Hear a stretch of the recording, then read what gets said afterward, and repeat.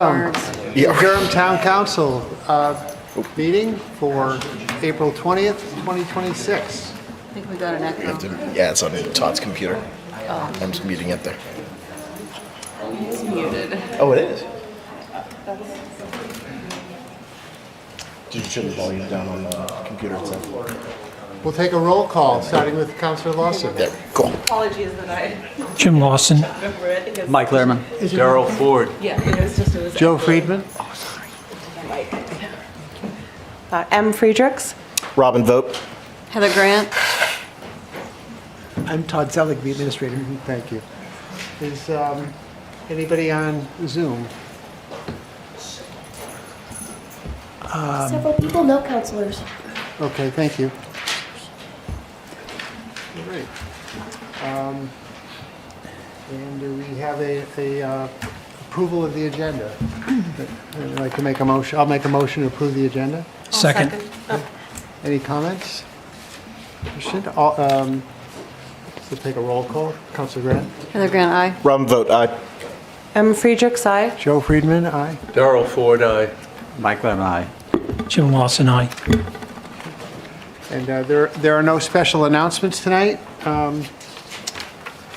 And we have the minutes. I will make a motion that the Town Council does hereby approve the meeting minutes for April 6, 2026 as presented, as amended. I'll second that. Councillor Lawson? Yeah, so I have a change on page 4. Yes.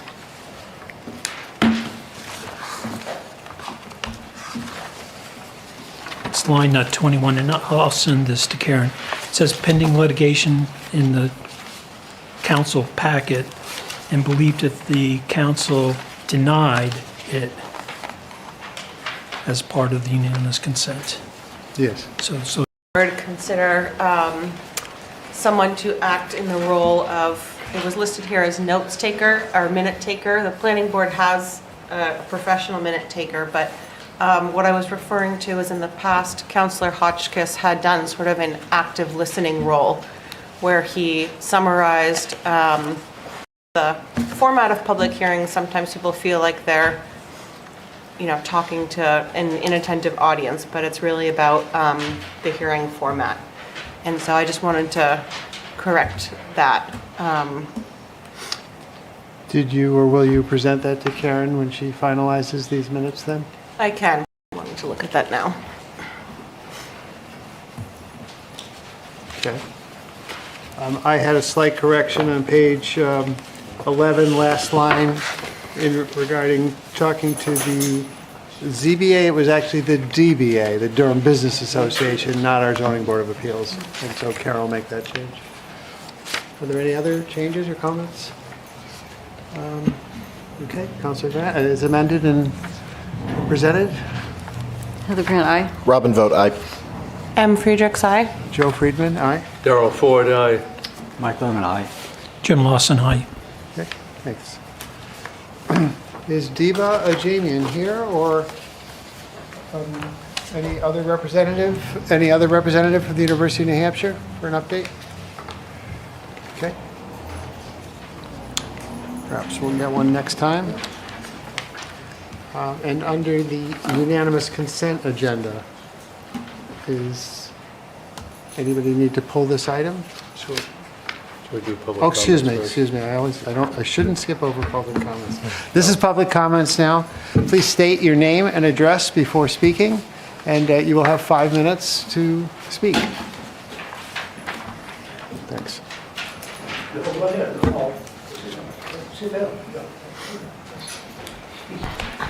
Good evening, members of the council. My name is Colin Blake Butler, and I live in Lee at 3 Spencer Lane. And I'm a parent in the Oyster River District. I'm here tonight because I believe that we all share the same goal, a healthy, transparent community where our neighbors feel heard and supported. As most of us know, our district is currently navigating a significant challenge, with nearly 90% of our teachers expressing no confidence in our superintendent. This is a sensitive time for our educators, our students, and our families. I noticed that the recent Friday Updates newsletter included a dedicated section summarizing the superintendent's response to this situation, titled Superintendent Shap's Climate and Culture Survey Communication. While it is helpful for the town to keep residents informed on district matters, providing a summary blurb and a link for only one perspective without a similar link to the actual survey data or the teacher's specific concerns can unintentionally leave the community with an incomplete picture. My goal tonight is simply to encourage a more collaborative approach to how we share this information. When town resources are used to distribute a message from the superintendent on the matter, I ask we also provide the community with a direct source. I strongly believe that when challenges arrive, our best path forward is through direct communication, transparency, and partnership. Providing a full set of facts helps lower the temperature and allows every resident to reach an informed conclusion. I hope the council can support a spirit of balanced transparency in these updates, ensuring that the voices of our teachers are given equal weight as we all work toward a resolution. Thank you for your time and your service to our community.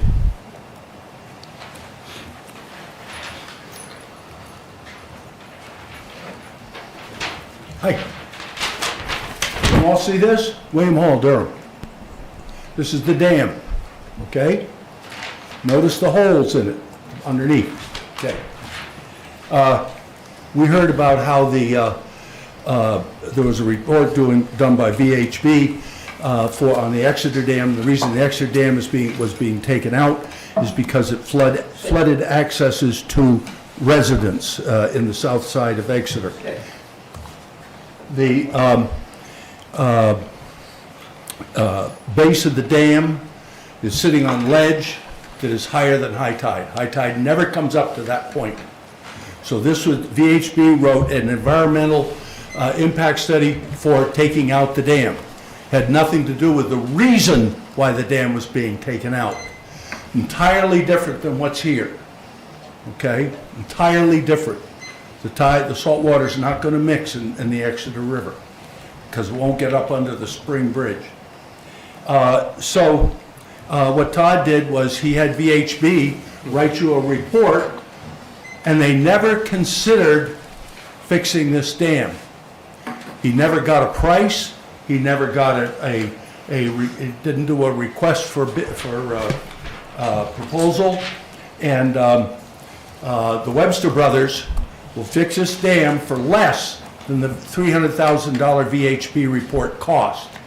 And the way they'd fix it is they'd drill the ledge, put rebar in, port these petitions, more rebar, and then fill every one of those cavities with concrete. Job over. Last 500 years. And that was never considered. Nobody was given that option. The whole thing was front-end loaded with stuff that had nothing, no basis in Durham. And that's just one way that Todd can take advantage of us because of what he does behind the scenes. Another example from taking water from the Lamprey. No relationship whatsoever. Zero. Doesn't apply. So Todd got Walter Mitchell to write a letter to show to people, the council and me and others, that, quote, the 401's enforceable. Of course it's enforceable. It's enforceable against that you get is incredible, and it happens with almost everything that Todd does. I give you a few more examples, but I'd like to yield the rest of my time to Julian, who has something important for you. Thank you.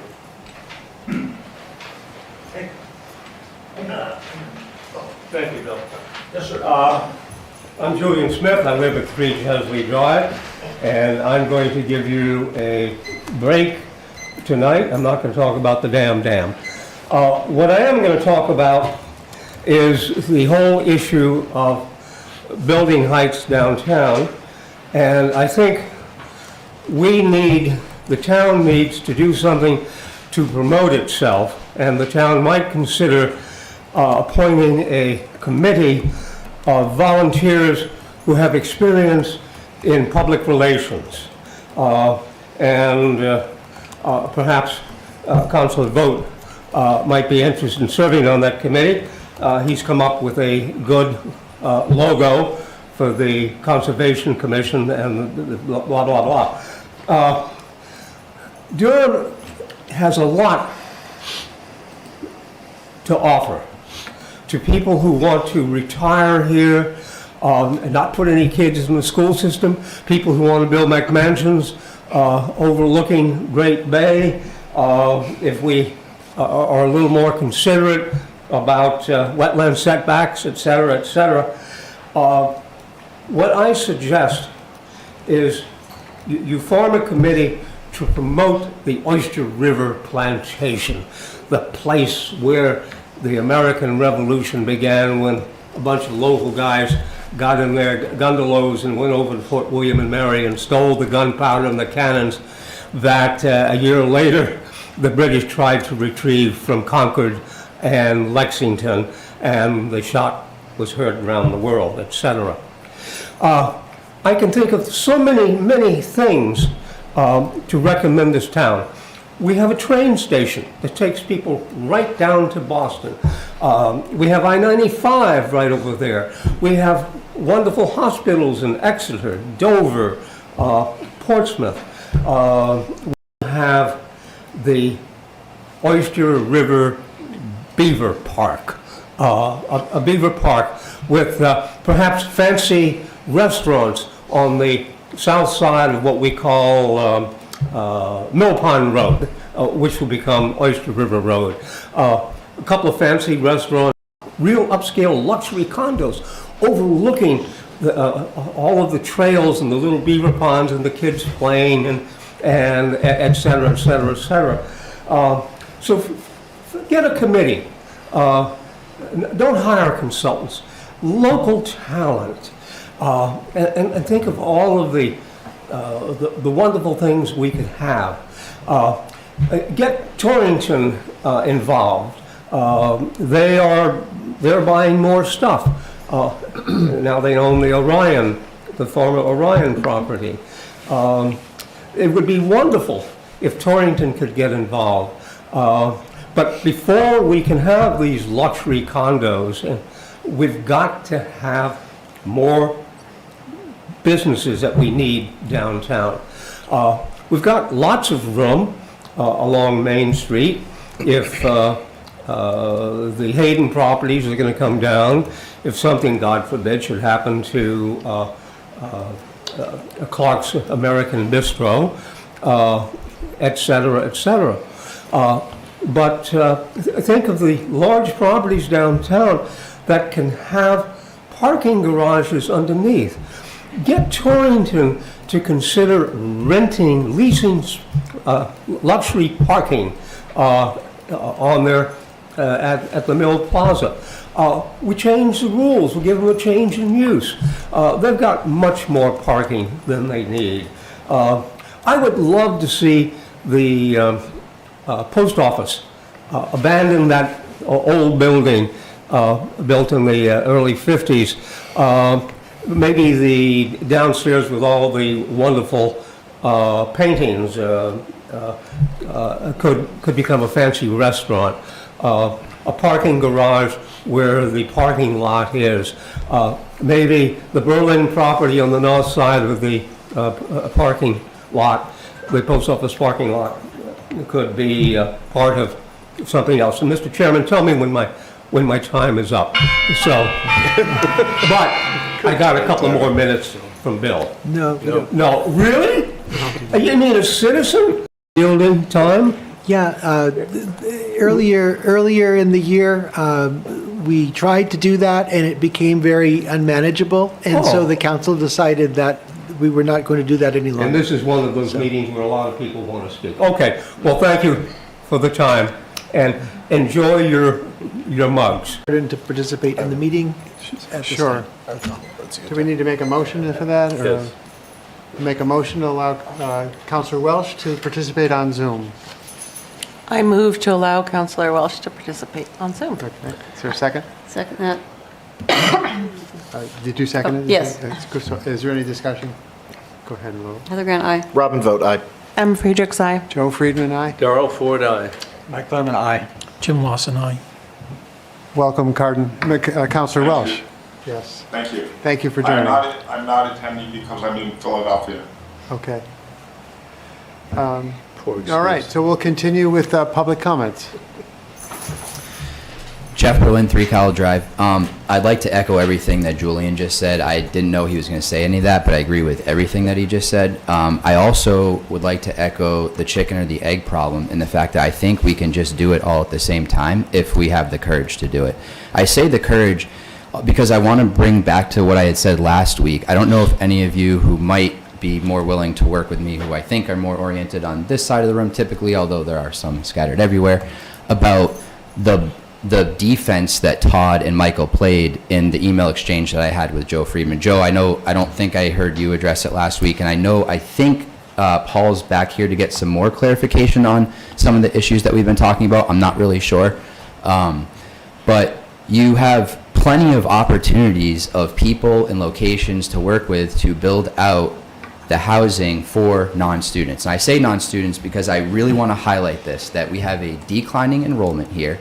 And so when we do things like talk about limiting ADUs or one unit in the primary and one in the ADU to be occupied by a owner of the property, and then I heard the planning board trying to figure out what to do with LLCs and all these things. Maybe we just stop doing that because it seems like we're focusing really hard on limiting students in certain areas. And eventually, which I would argue is right now, the only people that you're actually hurting are non-students. You're hurting the workforce because whatever you do, you're limiting supply. You're not adding to it. The only thing you're doing is creating some reasonable stuff, but then they say no renters, not even short-term renters, right? This is a gated community, and we profess that we're an inclusive community and that we want different demographics here to serve these businesses that we want to be here, but we don't do anything to actually make any of this work. So I would give you guys one for the town, and I don't mean good for the establishment of ladies that I usually see here that have one opinion and one opinion only, and I mean the diversification of opinions that you've now been seeing recently. So I would encourage people like Mr. Lehrman, Heather, Robin, Emily. I think I could say that. I think that you might be in this group. Daryl, I would assume so. I don't know about some other people, but I would recommend having the courage to take that on. Jim, I'd also like to give you a compliment. Last week when we were talking about the budget, I have never heard anyone say this other than myself. You brought up the police departments and how we have 2 police departments here, and that could be a target for some savings. That I thought took a lot of courage to say that. I thought I was one of the only people that had brought that up. I know I don't think I'd brought it up publicly, but it is. I used to own a cannabis farm in Maine, and we had a dispute there one time, and the York County police showed up. I didn't even know we had no town police. Now, I don't think I'm going to get anybody to agree that we need to shut down the police department here, just work with the county, but maybe we could figure out how to synergize them together and save some money there. Thank you. Thank you.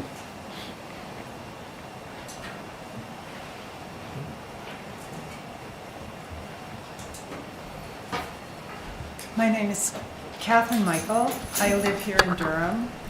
Can you say your address? 31 Edgewood. Thank you. I am in my 9th year as a town taxpayer and in my 5th year as a volunteer at Oyster River Middle School.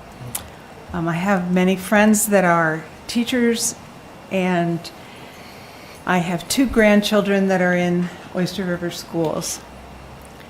There are problems in our schools that we as a town can't ignore. And as a volunteer, I see this. I'm there every week, and I see a real difference between what was going on even 2-4 years ago and the attitude within the school than I do now. For over a year, our teachers have been National Education Association survey, often referred to as the Climate and Culture Survey, and that survey summarized their opinions. The results of this survey were upsetting.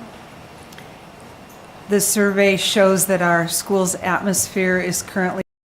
Last Friday's town update in the school news section, there was a response from the current superintendent, and as Colin said, it was without the survey that it referenced. And I think for the people that only read the comments from the superintendent, they would have assumed different things are going on than they would assume if they only read the survey. So I think the survey should be included and everybody should read it. To be transparent in everything that's going on is the best way for all of us to make some headway in this problem. I'm here because I have seen a steady decline in the teachers' morale over the past year and a half.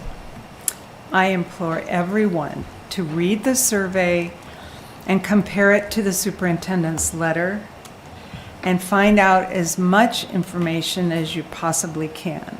Our kids deserve a good school system. Thank you very much. Thank you.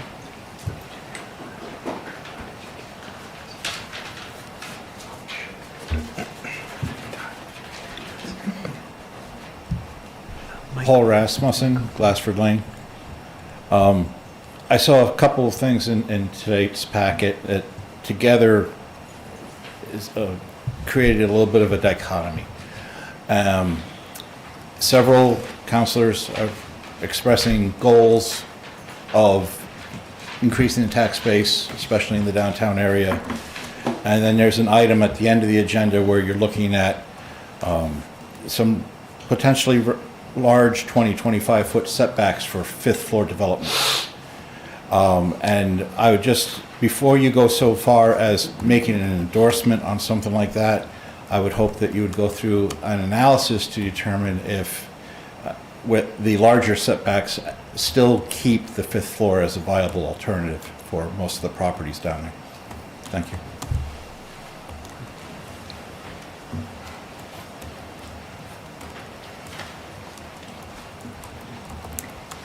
Good evening, members of the council. My name is Kalika Bauer. I'm a resident in Lee. Even though I don't reside in Durham, the decisions made here, especially regarding how information shared through the town office, deeply affect our shared school district community.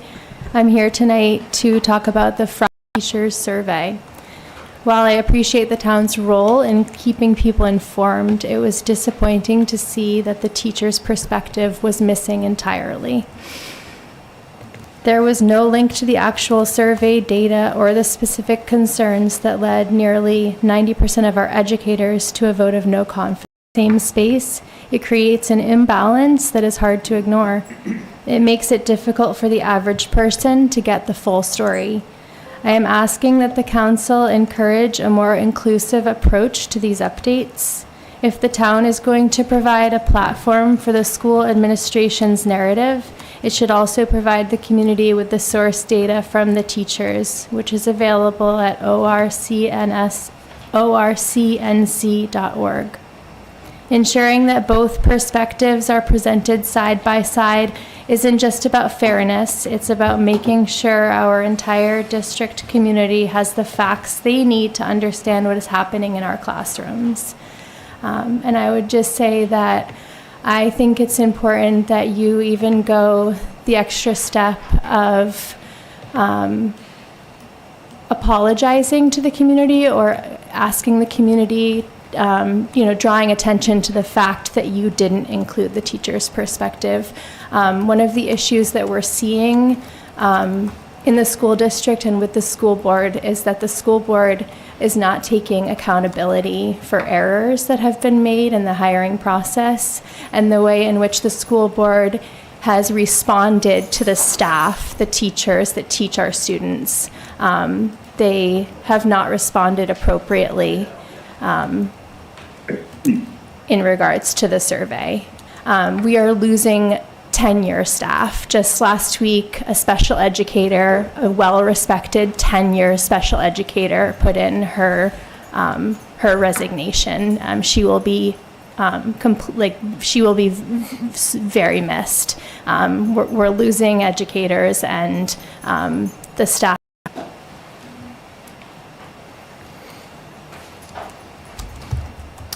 Folks, Tom Daly from 190 Piscataqua Road, Chair Friedman, council members, Administrator Selig. My wife and I chose Durham back in 2019 as a stable and predictable community to join with our young children. Our research led us to an educated, thoughtful, and not been stable nor predictable. As you consider your council goals for later this evening, I want to highlight some areas and some suggestions I believe that would benefit from your focus. Number one, the Oyster River Cooperative School District. The district leadership is in a state of turmoil. Staff overwhelmingly do not support the leadership of the current superintendent. A $9.8 million bonded project was proposed and failed its vote, a first in recent history of the district. And the uproar across news media and social media regarding the district is quantifiable and very heavy right now. While I understand that the district is a separate entity from the town, as a citizen of the town, I feel it's important for the town and district to have an integrated working relationship. There are plenty of opportunities to coordinate resources, capital project plans, and budgeting between these entities. We've shown we can do it with UNH, so let's do it with the district as well. Councilors, I applaud your goals in your packets tonight to increase collaboration with the district. Coordination and dialogue is needed during this period of uncertainty. Number two, the cost of Durham. There is an incredible shifting of tax burden from the state of New Hampshire and Durham's commercial tax base. This was largely foreseeable by the council, yet very little was done to address it. We've disbanded our Economic Development Committee. We have dismissed small opportunities downtown as inconsequential to the overall budget.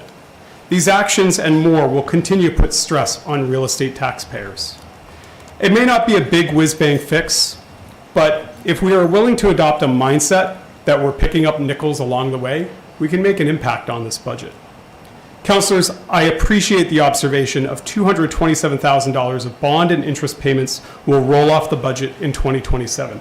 I encourage the council to consider these payments concluded and start the 2027 budget with a $227K reduction. Don't just simply replace the spend with costs from other areas. And I appreciate the councilors' enthusiasm to reinvigorate the Economic Development Committee. Number three, zoning in Durham. We must stop the zoning debate that's gone on for almost a year, whether that's 3 stories, 4 stories, 5, setbacks, and architectural standards. We have shown downtown developers that we will show up in droves to speak out against their projects. We have and continue to use zoning as a punitive control tool that discourages investment. I am all for the rigorous debate of the issues, let me make that clear. But in this case, the debate has been had, the alternatives have been weighed, and action matters the most at this point. Councilors, in reviewing tonight's agenda, I'm excited by the prospect of opening CB1 for a 5th story throughout the entire district. This would be an impressive initiative with further comments and options puts real projects in flight at risk. I suggest withdrawing these comments in favor of action, certainty, and clarity, rather than introducing additional risk. We're all on Team Durham here. We're leaning on our town council to help us navigate these opportunities to improve day-to-day life in the town. We are trusting you to lead. We hope you will embody these themes as you develop your council goals tonight, and I thank you for the opportunity to offer a public comment.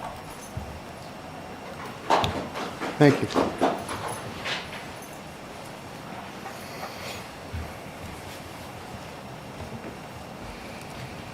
Joshua Meyerowitz, 7 Chesley Drive. Speaking about Main Street and businesses, I just wanted to call to everyone's attention who might not know that the former owner of the Durham Book Exchange, Bill Zecker, passed away suddenly on April 10th at the age of 76. And he was also a musician in the area, as some of you know, so that's a real loss to us. But in terms of revitalizing Main Street and bringing people downtown, I don't think that allowing 60-foot tall, 5-story buildings with no setback is going to be conducive to revitalizing our downtown. And on February 16th, when you voted the way you did, 5-4, about the 50-foot 4 stories, all the standards that used to be there about setbacks were removed. And so I definitely support the discussion at the end of today's agenda about restoring some of those setbacks to make the town more consistent with the master plan about human scale and about an inviting downtown. To have straight up 60 feet, it seems to me is very intimidating and not welcoming of our community. Some of those lots under discussion on Wednesday are 225 feet deep. I think that a setback is reasonable, to make them more human scale, less imposing, and just to build willy-nilly and to have permanent change. This is not like a temporary little thing we're going to set up for a while and see how it works. If you have a 60-foot tall building, that's going to be there for a long time, way past the rest of us. So I think you have to think very carefully about what to allow, and also in the past, these were by conditional use, and the discussion now is about by right. So what we do by right should be something that is right for the. Would anybody else like to speak?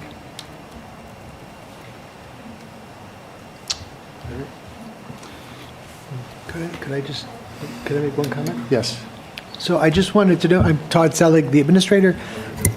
In regard to the item that was included in the Friday updates last week, I will say I apologize. I made, and whether you believe it or not, I just don't have the bandwidth to focus a lot on what's happening at the school.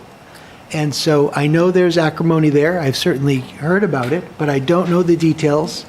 And when that official communication came out, in my mind, I thought it would help add value and understanding to the public from the perspective of the district. In terms of the survey from the teachers, et cetera, I've not looked at that, reviewed that. I've not seen that website. I didn't know that website existed. I don't follow social media closely, so that's the truth. I will endeavor to provide something more this week. So again, I apologize if including that was offensive or viewed as misleading in any way. It wasn't intended to be. It was merely intended to try to convey an official district communication to the rest of the community that doesn't have kids in the school. It wouldn't be on their mailing list. So thank you for your feedback, and I appreciate it. All right, under unanimous consent, does anybody need to pull this item? If not, then I will make a motion that the Durham Town Council is hereby approve the second 2026 warrant for water and sewer totaling $746,155.32, commits the bills for charges to the tax collector for collection, and authorizes the administrator to sign said warrant on its behalf. Is there a second? I'll second. Thank you. Councilor Lawson. Jim Lawson, yes. Mike Lerman, aye. Darrell Ford, aye. Joe Friedman, aye. M. Friedrichs, aye. Robin vote aye. Heather Grant, aye. Arden Welsh, aye. Okay. That passes. Citizens Committee appointments. The first being, shall the Town Council, upon recommendation of the Energy Committee Chair, appoint Harrison Potter, 5 Meter Lane, to a regular membership position on the Energy Committee with a term expiration of 4/29. And I'm looking forward to joining the Energy Committee. Would anybody like to ask any questions of Mr. Potter? Now, just to say that your interest in volunteering is very appreciated. It's a good group of people. It is. Well, thank you, and I'll make a motion that the Durham Town Council hereby, upon recommendation of the Energy Committee Chair, appoint Harrison Potter of 5 Meter Lane to fill a regular membership position on the Energy Committee with a term expiration of April 2029. Second that. Thank you. Any further discussion? All right, Councilor Ford, to vote. Darrell Ford, aye. Mike Lerman, aye. Jim Lawson, aye. Heather Grant, aye. Robin vote aye. M. Friedrichs, aye. Joe Friedman, aye. Arden Welsh, aye. Thank you. Thank you, Council. Congratulations. Thank you for volunteering. We appreciate your volunteering. And I will also make a motion that the Durham Town Council hereby, upon recommendation of the Zoning Board Chair, appoint Micah Warnock, 45 Woodman Road, to an unexpired alternate member position with a term expiration of April 2028, and appoint Joseph Warzen of 102 Madbury Road to an unexpired regular membership position with a term expiration of April 2027. Is Mr. Warzen here? Mike? Mr. Mike is not here. Warnock is not, but I made that motion. Is there a second? Second that. Second. And understand that they will be swapping positions essentially on that committee. So go ahead and vote. Counselor Friedrichs? M. Friedrichs, aye. Robin vote aye. Heather Grant, aye. Hardin Welsh, aye. Thank you, Craig. Jim Lawson, aye. Mike Lerman, aye. Darrell Ford, aye. Joe Friedman, aye. All right. And we now have a presentation item from our business manager, Gail Jablonski, on the quarterly financial report through March 31st, 2026. Good evening. Hello. I am here to present the first quarter financial report. As you saw in your packet, everything is tracking pretty much as it should. We are at 24% expended. A couple areas to note, we're in the contingency fund. We have had to spend, out of the 50,000, we've had to spend 8,200 for repair of solar panels at the library, 7,900 for repair of the elevator. It got a little bit warmer, so we were all able to manage through it because Todd would not let us go home. We tried. MIS budget is a little up due to the payment of software agreements that had come due beginning of the year. Your snow budget, you'll notice, is expenditures and maybe delaying some spending until later after next winter starts up. He said this past winter was challenging, costly, with 25 emergency response events, 77.5 inches of snow, which is well above the typical annual average of 48 inches. And roughly, we only respond to about 15 events, so it was almost double.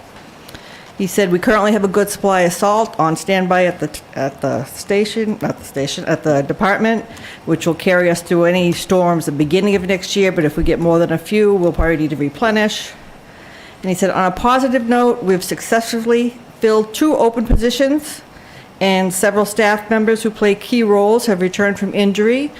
Barring any future vacancies, we should be able to eliminate the reliance on winter maintenance contractors that we had to use this year to do the plowing of the parking lots in several areas.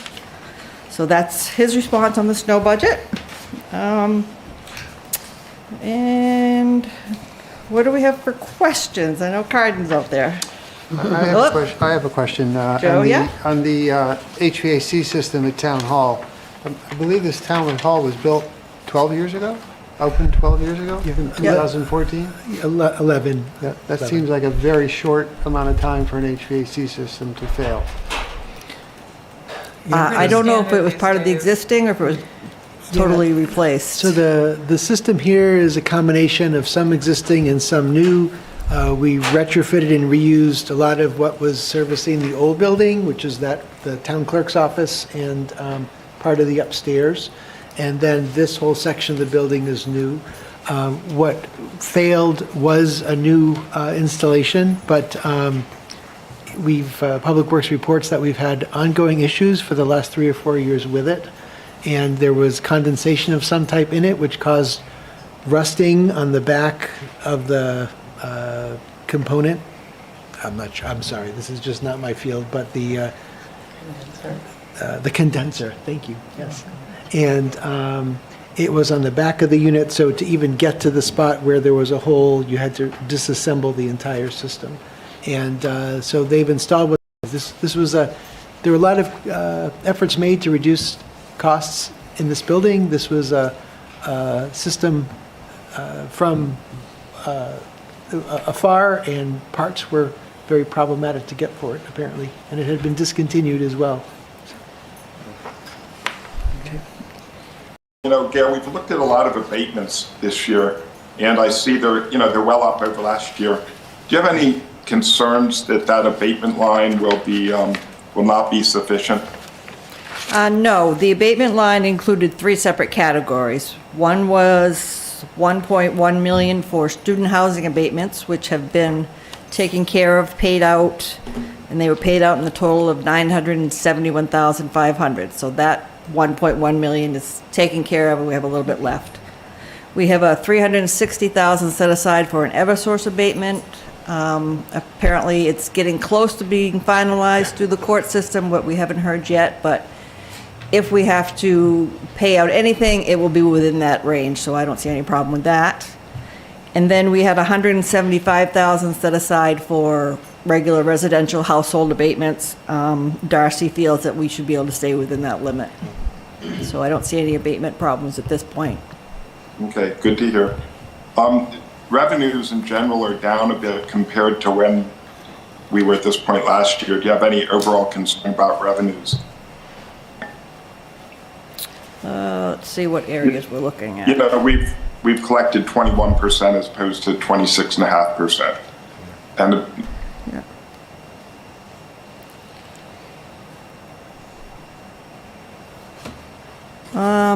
I don't see anything jumping out as not. I think some of it might be recreation at some point. I think last year they opened up some of their programs in the first quarter versus opening them in the second quarter this year.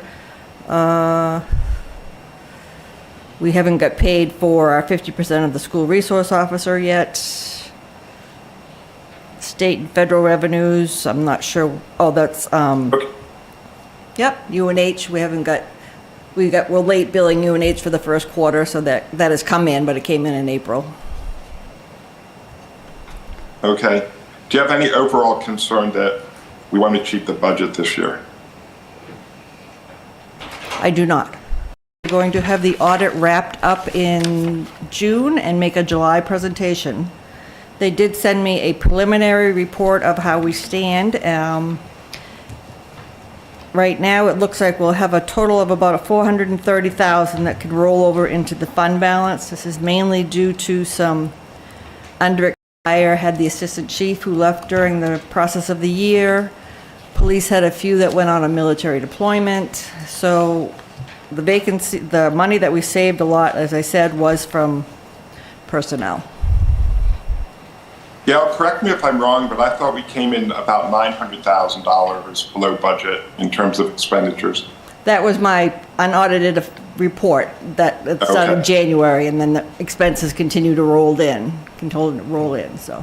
Okay, so the total's about 450? About 430, yep. Okay, thank you. Yep. Just in terms of the current year's budget, pending the outcome of the council goal setting, I've put a hold on filling vacant positions at the fire department, and I've had some conversations at the police department as well about holding vacancies open for the time being. The thought that if we do need to do some type of reduction in force in 2027, I want to avoid the need to lay off any employees. So just to let you know that's the case.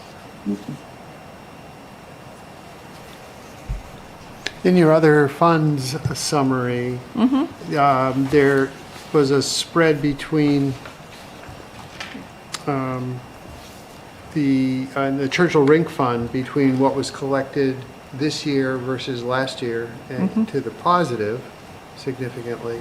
Yep. And in the water fund, there seems like it was the expenses also were, the expenses on the water fund were much higher than last time. Can you address both of those? Churchill Rink, I would have to speak to Bill about the revenues. I'm assuming, I know he did go up a little bit on his rates, and he opened up some rink time for organizations, so I'm assuming that might be it, but I can check with him on that one.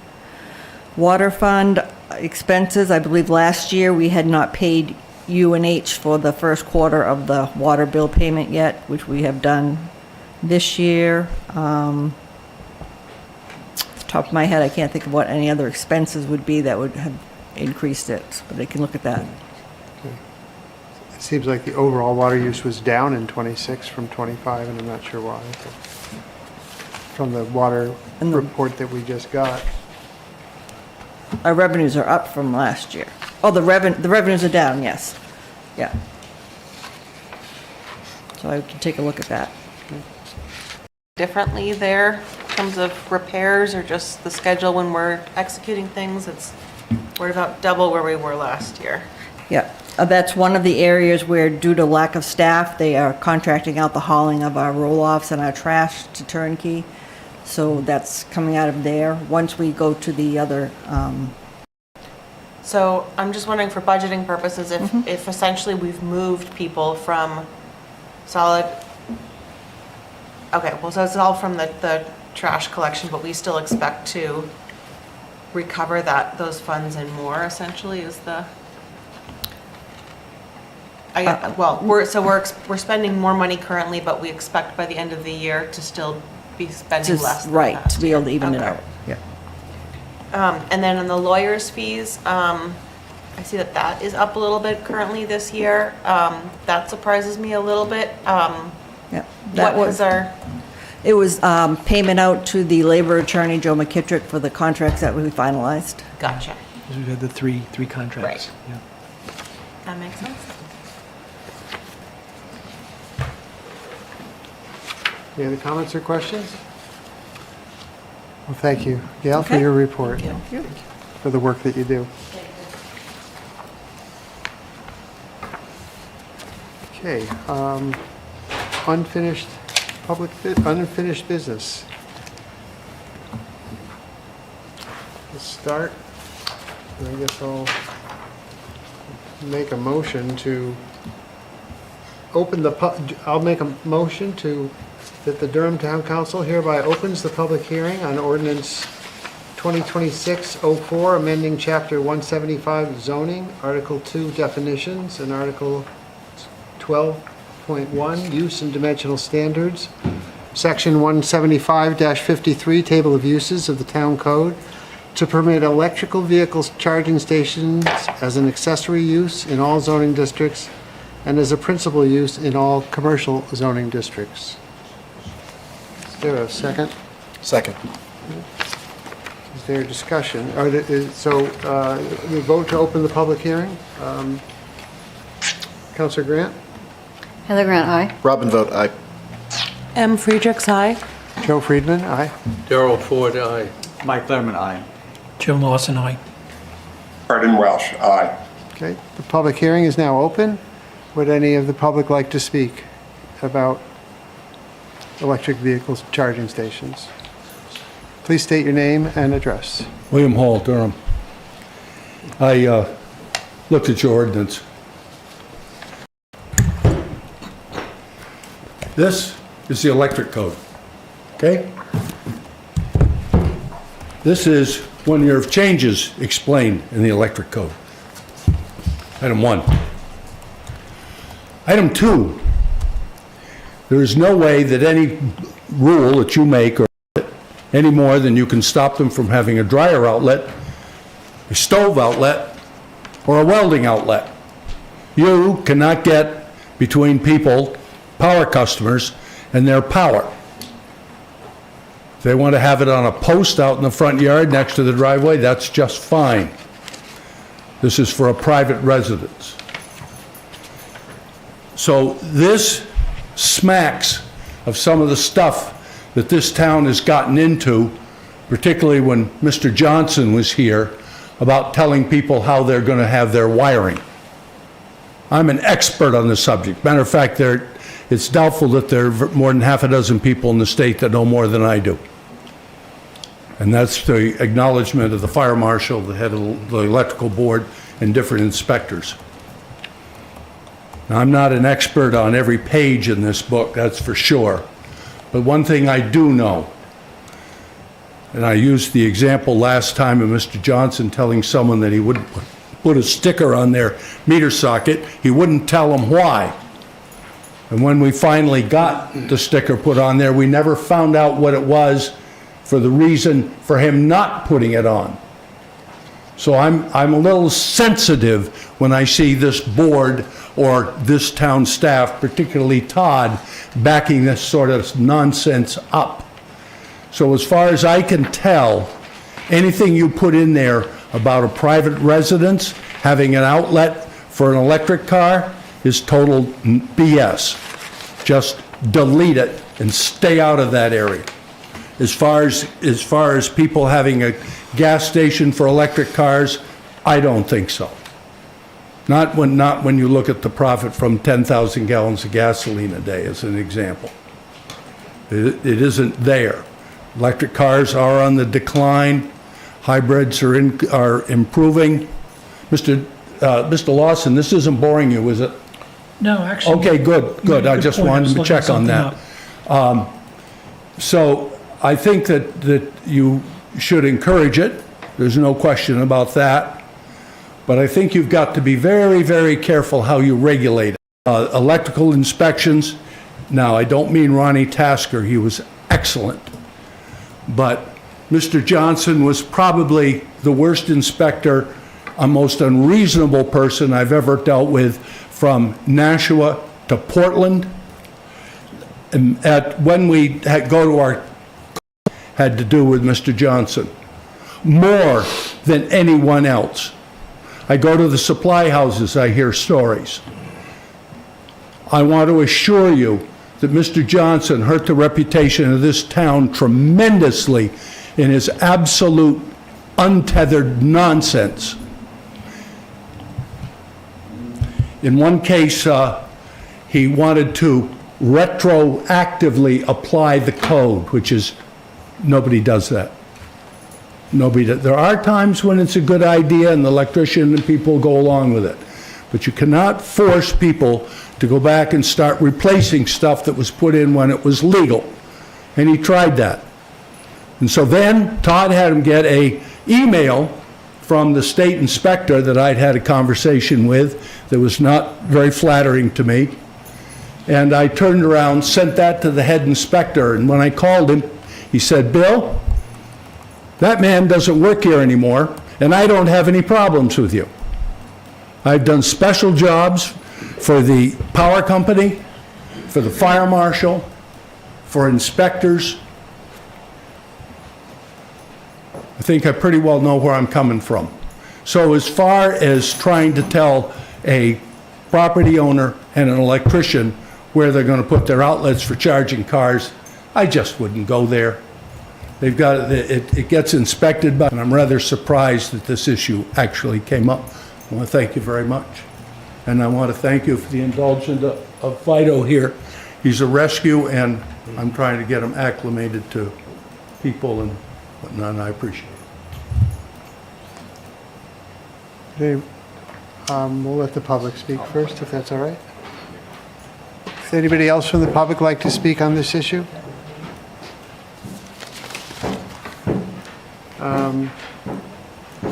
I move we close the public hearing. Is there a second? Second. Councillor Lawson, on a vote?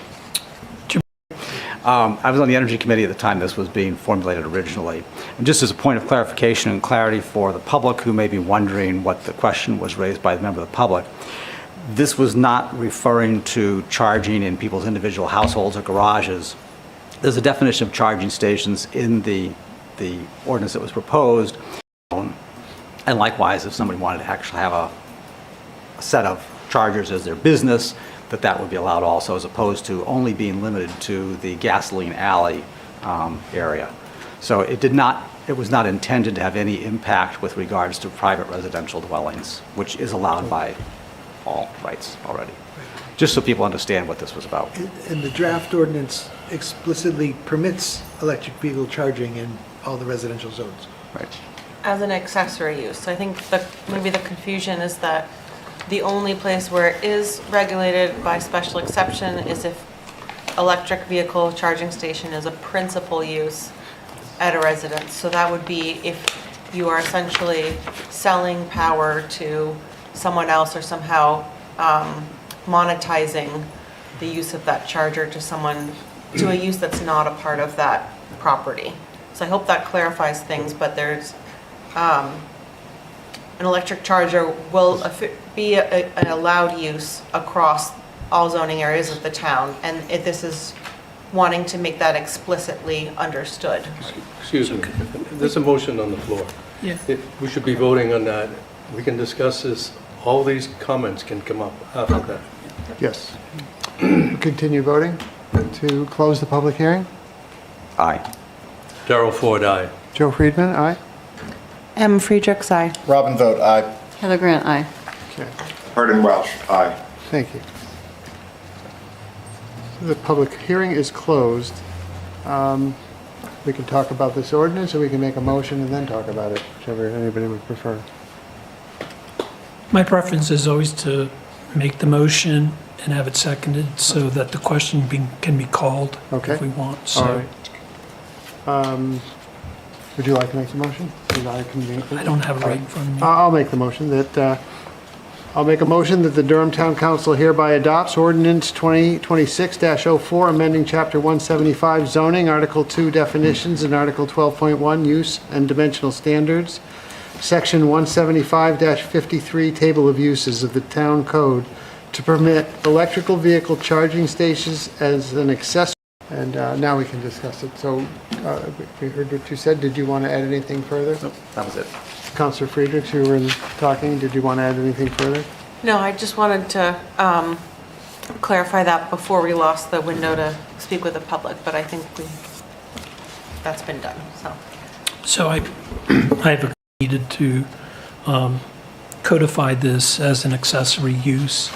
And I think that people would have been able to do it as an accessory use no matter what.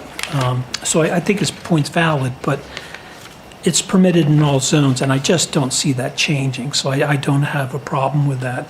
And I will point out that it's, as a principal use, is permitted in all commercial zones, but it's also permitted as a special exception in residential zones. And I really had to think about that and look at the special exception criteria, and I think it's more than adequate for realistically what might happen. And so I think it was appropriate to make that SC. So I hope other councilors vote for this. Do you know on the special exception, is that run with the land if they get a exception, or does it just run with the applicant? It runs with the land. It does.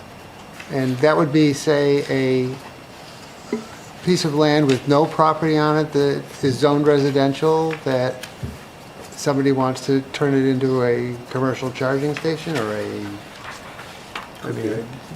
It could be, but I mean, the special exception criteria say that it will not be detrimental to the character or enjoyment of the neighborhood, okay?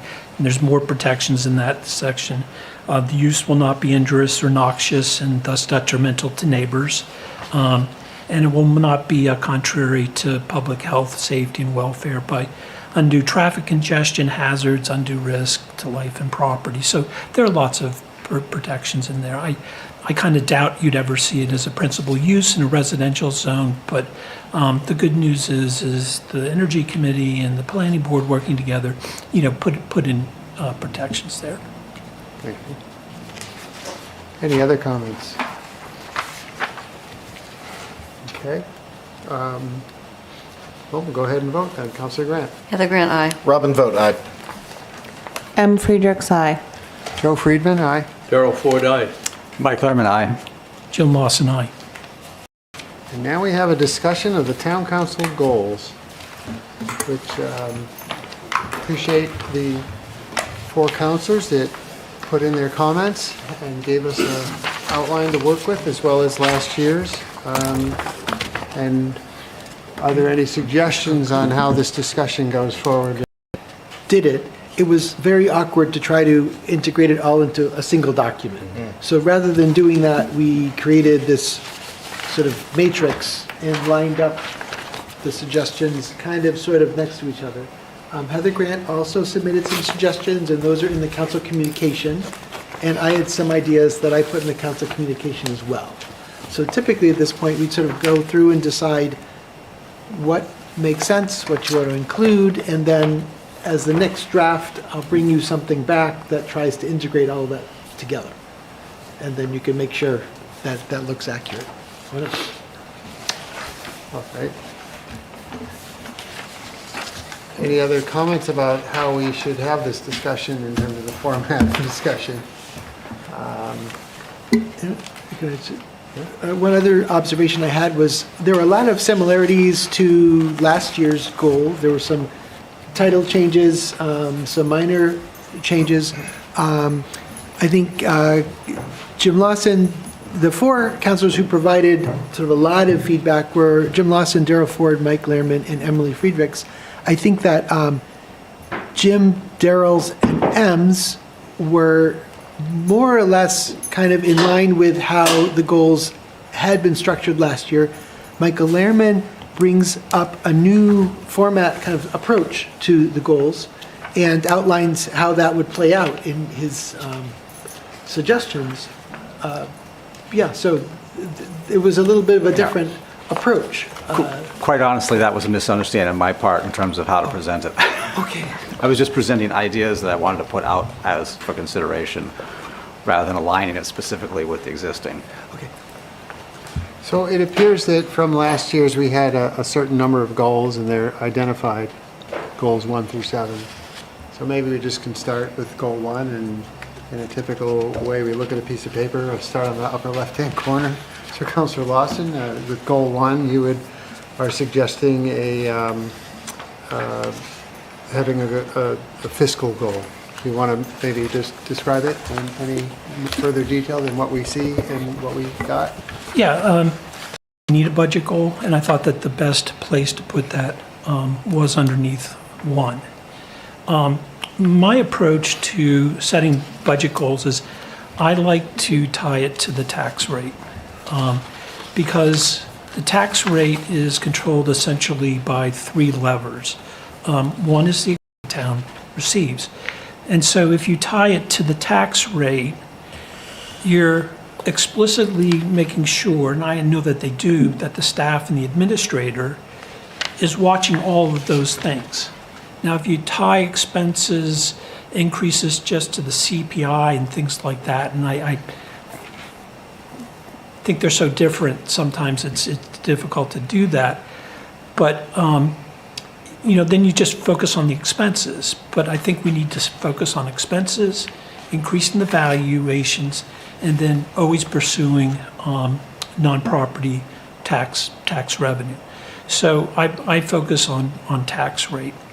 What I noticed next year is that we extinguish a couple of bonds, and then the bond payments and existing bonds obviously decline every year. And in the fiscal forecast, that comes out to a $227,000 reduction in bond payments. And what I don't want to have happen is for the town to set a goal where it's easy to meet that goal because you kind of had that $227,000 of extinguished bonds, and then maybe you can still raise it a little bit. And the problem is we extinguish a little bit of bond next year, but in 2028, our bond payments go up $1 million. Okay, there's a big hit. So my idea was the following, is that we account for that, and then we also try to account for the fact that, as Gail was alluding today, expenditures were $430,000 less in 2025, excuse me. And some of that's related to personnel and things like that. But the idea is when you kind of go through all these numbers, and it's not arbitrary, if you set the tax rate at 589 or less, and the key there is less, then what happens is you can't go and spend that $227,000. So that's my approach. And the reason I wrote it with some specificity in terms of the forecasts, bond payment extinguished and the valuation increase is because if something changed during the year, we expected this, but actually the number turned out to be something different. It shouldn't, but it turned out to be something different. Or, we did better in the valuation increase, and that's why we were able to do better than 589. So that's sort of my approach in this. It's the approach we've used in the past. But again, I like tax rate because you have to pay attention to those three elements. I see Mr. Jablonski still here. Would you mind coming up to, would you be willing to answer a question if you know it? So in that tax rate discussion, part of it is, and it's written that it's assuming that the valuation of the town will increase by 15.9 million. Do you know where in the forecast that is expected to come from, or how that number was derived? I believe it was 0.5% of valuation. We took the overall valuation, increased it by about 0.5%, which was kind of the running, the trend we've been seeing. It's actually 0.75%. Okay. Okay. So it was not based on any Not based on- individual projects that you have in mind or that may be happening, but more of a historical increase over time? Is that Right, and I think we tried to look ahead at projects that were actually coming online. Again, we were looking at this several months ago now and trying to estimate when something would come live or not. And, okay. The good thing would be is if we're next year having this discussion, we have a fiscal forecast that's looking at 2028, and we say, oh, we're expecting a 3% or 4% increase in the valuation because we know of specific projects that have been approved and moving forward. Okay. Thank you. Does anybody have any comments on, go ahead. With all respect to Councilor Lawson, who I admire quite a bit in terms of the budgetary issues, I do have a reservation with regards to basing it on the tax rate for a couple reasons. One is that assuming that you have an unexpected growth in the valuation all of a sudden, a whole bunch of extra money because it keeps the tax rate the same if that's what your goal is. However, as we saw what happened last year when revaluation was done, there was discussion at the beginning of last year's debate about doing it on the tax rate or not. But when you have a revaluation, which will happen again, that revaluation, and as we saw last time, there was a shift from the commercial to residential burden, so some people still wound up with a tax increase. And it's also possible that valuations could go down if there was a recession, prolonged recession perhaps. So I think that is a potential one goal, and you could have a goal that could be a two-part goal, but I think the other part of it needs to be based off of just plain dollars.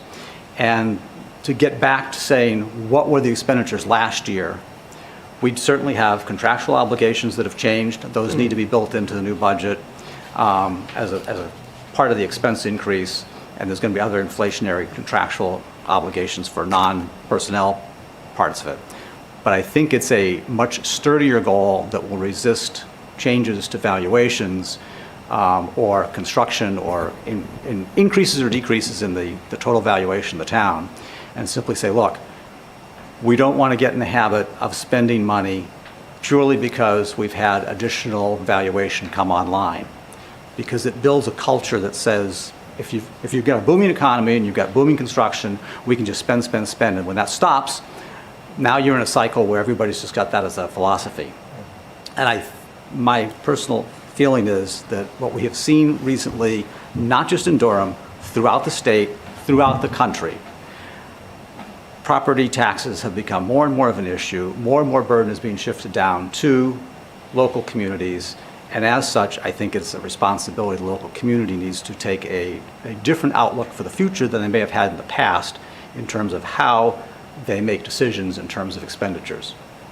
And I think that the only way that you can really regulate your expenditures is to go off of straight dollars as part of that budget goal. So take last year's budget, you've got what you're going to be at with the audits numbers that are out there. They'll be available fairly shortly. You've got some draft stuff. We have numbers we can work with for the budget, and then add on or subtract from that going forward. And if you want to then make a secondary part of that it also somehow ties in with the tax rate, fine. But I think it needs to be tied to dollars based upon prior year's expense. So I just want to address a couple of things just for you and others to consider. If we had million more valuation than tax rate, and if you do better in one area, go wild. Now, we are not having a reevaluation next year, okay? And in years when we've had revaluations, we've had to really think about how to do this, okay? Because you can't come up with a tax number. But that's why in the goal, you put what the expected valuation is. Because if $100 million dropped in our lap, we set the goal based on this, and if it's much greater than the 15 million we put in there, then essentially our expectation changes. And by the way, we are setting a goal. We still get to look at the budget. Now, we can flip this around and I can tell you, okay, rather than 589, the administrator is limited to a 1.24% increase in expenditures next year. And, we can slice and dice it different ways, but it always comes down to the tax rate. And it's not setting it so that you get a windfall. It's setting it so that you're projecting what's happening next year. We know we're not getting reevaluated. We know we're not going to get $100 million dropped in our lap. We set the valuation and the goals, so it's a check, okay? And we set the bond payments as a check. So, with a goal like this, it's the savings in the bond payments, but still, the administrator still has to find additional savings in the budget. Councilor Fisher?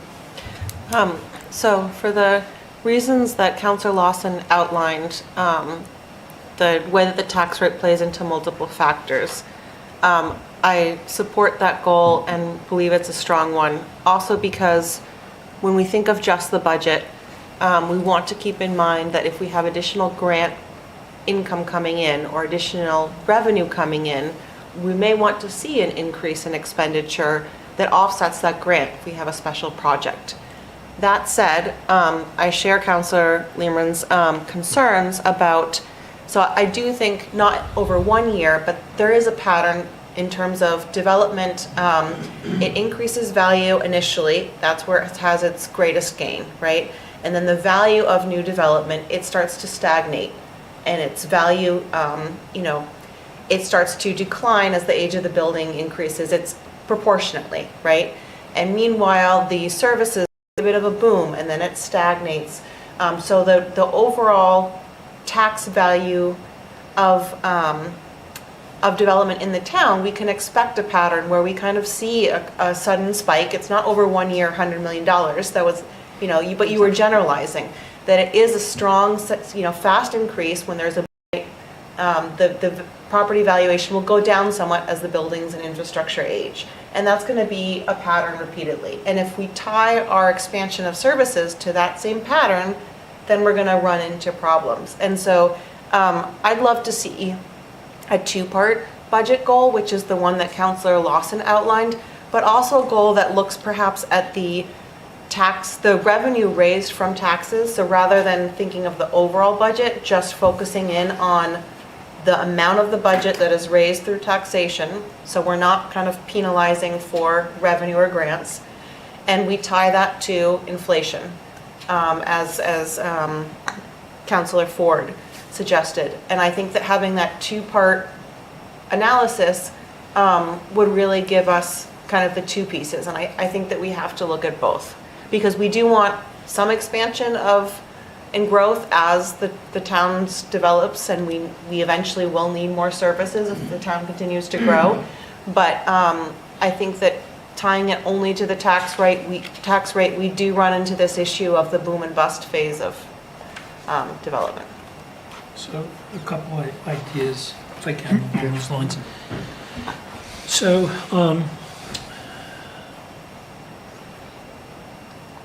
this year, we were required to raise $12.85 million of property taxes. And the fiscal forecast, it's $13.2 million.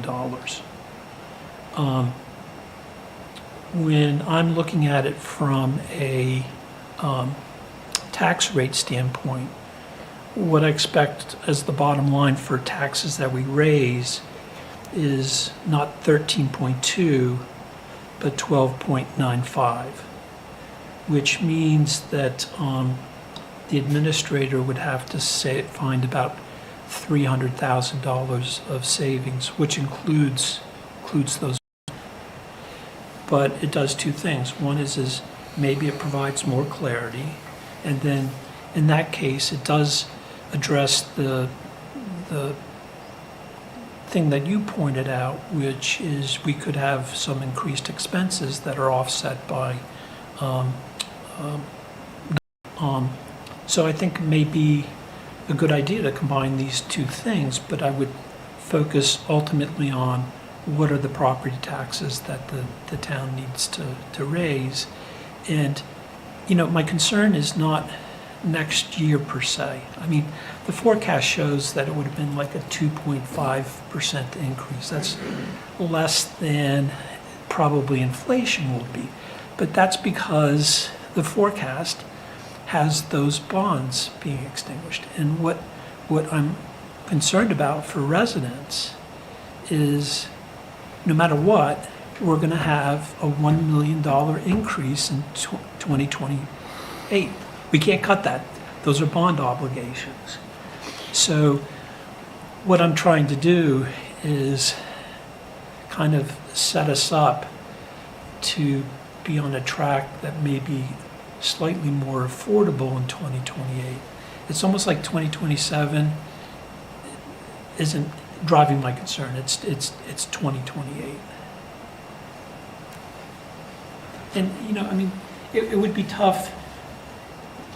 I've shared calculations with folks, and it would be tough to get this all hammered out here tonight. But if there's an interest in trying to move this way, we could work with Gail and see if there are things that are either misunderstood or need to be adjusted. But we just need to be really, really careful next year with our expenses and not to ramp up expenses to fill that $227,000 bond payments that we won't be making. Councilor Ford, you had made some comment about the budget and CPI. Do you want to talk any more about that? No, I think that's pretty straightforward. It seemed to me that to try to make it any less than the rate of inflation would be would be very difficult. As we found out this year with the big expense, the big rise in cost for insurance, health insurance, and other insurance, those expenses are still going to go up. And I think of both tax rate and looking at total expenses. Yeah. So, yeah. And Councilor Lehrman, did you want to say anything else about this? I think we're all saying, I think the important point is to set a goal prospectively rather than 7 months in. We're on the same page of set a goal prospectively so that the administrator has an idea where to go. Well, and again, this really will be guidance for me to work with the departments to bring back a budget that meets the goal. But in the end, the council adopts a budget. And you could look at the budget that I provide you and say, it's not enough, we need to make further reductions. Or we need to look at X, Y, or Z, and that's where we want to reduce or add revenue projection. So in the end, it's in your lap, I like the approach Councilor Lawson outlined. We've used it in the past. It's understandable. It's something we've dealt with. And from my perspective, it makes everybody part of the process. In other words, if I'm a department head and I'm faced with a very difficult budget year, if a department head may not be able to affect increased value in terms of new development, But a department head might, when they're providing feedback to the planning board, think in their minds, we need to broaden development to help cover the operations of the town. So the department head has more incentive to think more critically about how to make something work, if it can possibly work. And similarly, some of our departments generate some modest amount of revenue, not huge revenue, but some. And I think it's helpful to have department heads think, is there anything we're doing that could drive more revenue? Because more revenue would help the bottom line, which would help support our operations. So I think it ensures everybody has a stake in the process. Similarly, for our boards and committees and commissions, it makes them kind of conscious of this as well. If it's only spending, then none of the boards have much of a stake in the outcome. But if I'm on the Conservation Commission or the Land Stewardship Subcommittee or X, Y, or Z committee, it might incentivize them to be more open to development or, again, to offer ideas for generating revenue to help pay for the operation, because those boards and committees might stand debate. Councilor Welch, do you have any comments you want to make on this first topic, on this first goal? Yes, can you see my hand raised? I'm sorry, I should have seen that, but now I see it. No, I'm just wondering if you could see it. Yeah, I can see it. Yes, we had always done a prospective goal in my years as a 15% tax increase, which, by the way, the taxpayers haven't experienced yet because it first hits this December. So people are not going to be pleased to get a 15% increase on top of what they already pay. So we have to be very cognizant of that. The reason I like dealing with the tax rate is because it does have some incentivization of valuation. And it's something that, often we forget about, but we want to have an increase in valuation. We want people to be thinking about that. We also want people in the town, staff, to be thinking of other ways to raise revenue. And we had, a great example this year where we took half of Deb and kind of, sold her to Madbird in a way. And Madbird is paying half of her salary. So it's good thinking, and there's been thinking done by many of the departments as to how we can raise other money. So having the tax rate really helps people focus on the revenue side as well. I would say, clearly, to Mike's concern, we wouldn't include revaluations. In fact, whenever in the past we had a revaluation, we adjusted the tax rate for that. So revaluations don't help you or hurt you. Fourth, I like the simplicity of a goal. I think if our tax rate this year is X, and we can say it's going to be less next year, I think that's a good goal. And I would disagree with Jim. I would say if there's no development, that's too bad. We've got to have a tax rate that's below what it was last year because it's too high. So if we don't get to 15.9, we just have less money to spend in the year. And also, I do like the suggestion by Mike Lehrman and the suggestion we've been kicking around a little bit. It's not just next year, and I think in the past we've always been focusing too much on the next year. We do have a 5-year plan in the budget every year, but no one pays any attention to it. So I think going on further to Mike's goal, which is also, as soon as possible, I think we should do it as part of the this year's budget, because I think you'll get more buy-in and more understanding from the staff. One, if it's part of a real budget that's going to hit you in the face next year, and it gives us time to. So I do like the idea of having a more thorough and serious 5-year plan. So those are my thoughts. Thank you. So question, in terms of the 5-year budget outlook, so we have a fiscal forecast, we have for years, and it looks out 10 years into the future. Now, it's not a hardened business plan. The hardened plan is the budget year we're dealing with, whatever that is. Beyond that, we simply apply percentages going out into the future, the bond schedule to the best of our knowledge, And if we know something strange is going to happen or unique is going to happen, we'll apply that. So I'm unclear. Like, we've tried to provide not just a 5-year, but a 10-year forecast. It's been publicly available for a long time. Could we do a better job publicizing it or framing it in a user-friendly way? Absolutely, but it exists. So I'd like to just hear a little more about what the goal is with that. Because I think we have it. So Right. that's my question. Right. No, clearly my intent was to have it in a form and format with sufficient details, footnotes, what have you, that people can understand what it's about. Okay.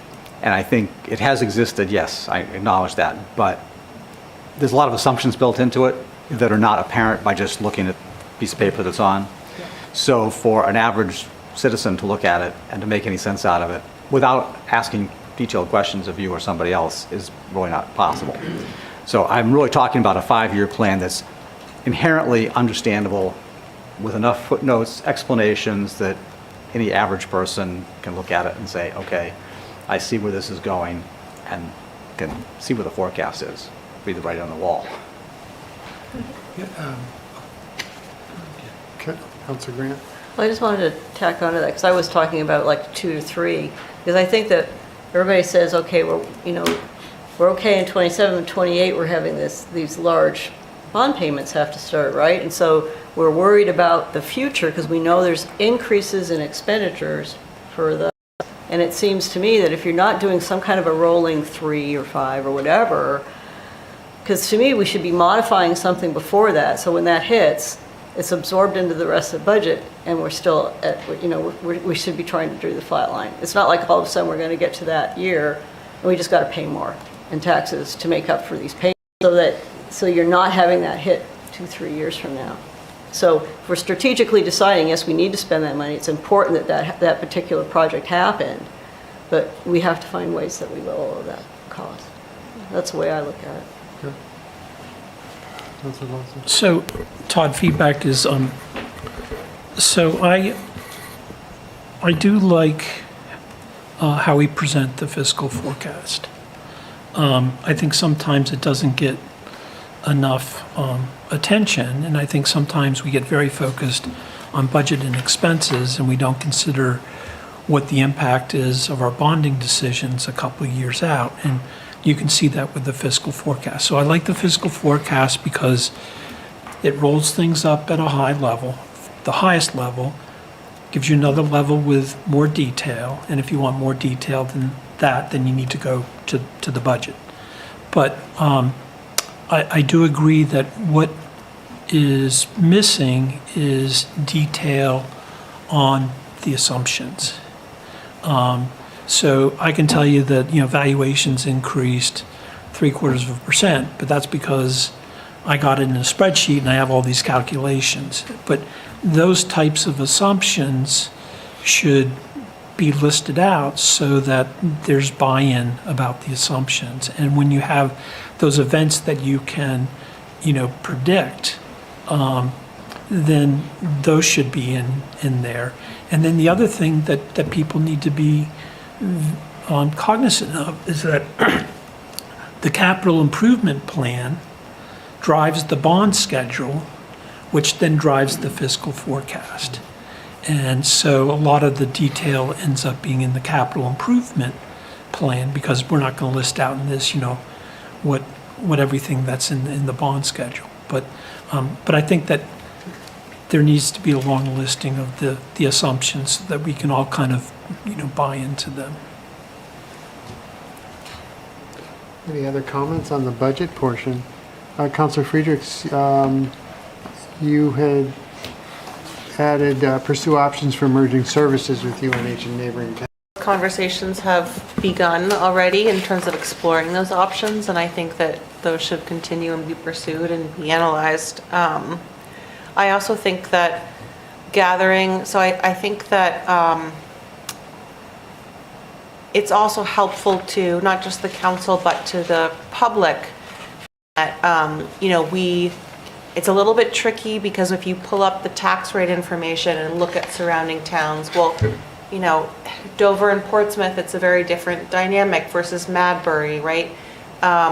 So if you just look at surrounding towns and look at tax rate, that's not the most helpful information, also because it has to be adjusted by the state depending on when they last did their reevaluation. But, and I wouldn't make it a hard goal because I think this is more exploratory at this time. But I think that, you know, if we asked each department to say, hey, you know, you have connections around the state, approach, you know, 3 different towns of a population between, say, 6,500 and 8,000, which is what we estimate Durham's year-round population to be, something like that.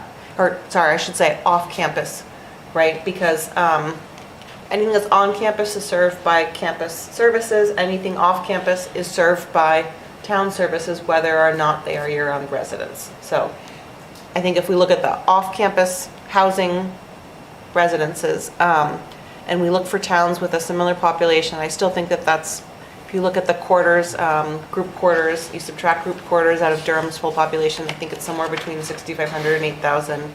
We find a couple of towns in New Hampshire, ask them for their budgets. I think it could just open some interesting conversations. Obviously, they're not going to perfectly align because how they budget, you know, whether the comms goes into the police and the fire or the ambulance or it's a shared services, there will be differences that make those comparisons challenging, but I think that it would just be useful to the discussion, and at a point when it's certainly a concern for residents, it could just add information. And so I'd like to ask, you know, department heads to see their thoughts on that, and I'm bringing that information. And kind of similarly, so I come from a world of nonprofit services, and I write grants now. That's what I'm currently doing. And so the way that we budget things is very much around a program focus. It's not itemized anymore. And I think that that could be a part of the discussion as well as, and before we lose Gail, and as we're thinking on office supplies, we spend this much on new desks, we spend this much on vehicles, or is it more helpful to think about things in terms of this is what the fire suppression program costs, this is what the fire prevention program costs, and think more in programmatic terms. That's, you know, wonderful because at the end of the day, you know, when the fire department comes in and says they need new breathing apparatuses and this is how much it's going to cost, you know, I don't have a good sense of how much those breathing apparatuses should cost. I trust that they're doing their due diligence and getting a couple of different quotes. But what I do want to kind of understand is how much are we spending on our fire suppression program in Durham versus fire suppression in a community that's similar to us. So I feel like it's not as helpful to have these itemized budgets because it's less meaningful to me, whereas I want to understand the program, the services that are being provided, not really the items that are being purchased.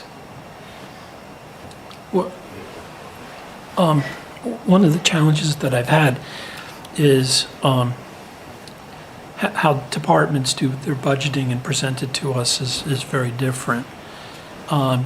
So, for instance, Todd, in the police department, and God, I don't want to make more work for them, but yeah, it's kind of like this one big budget.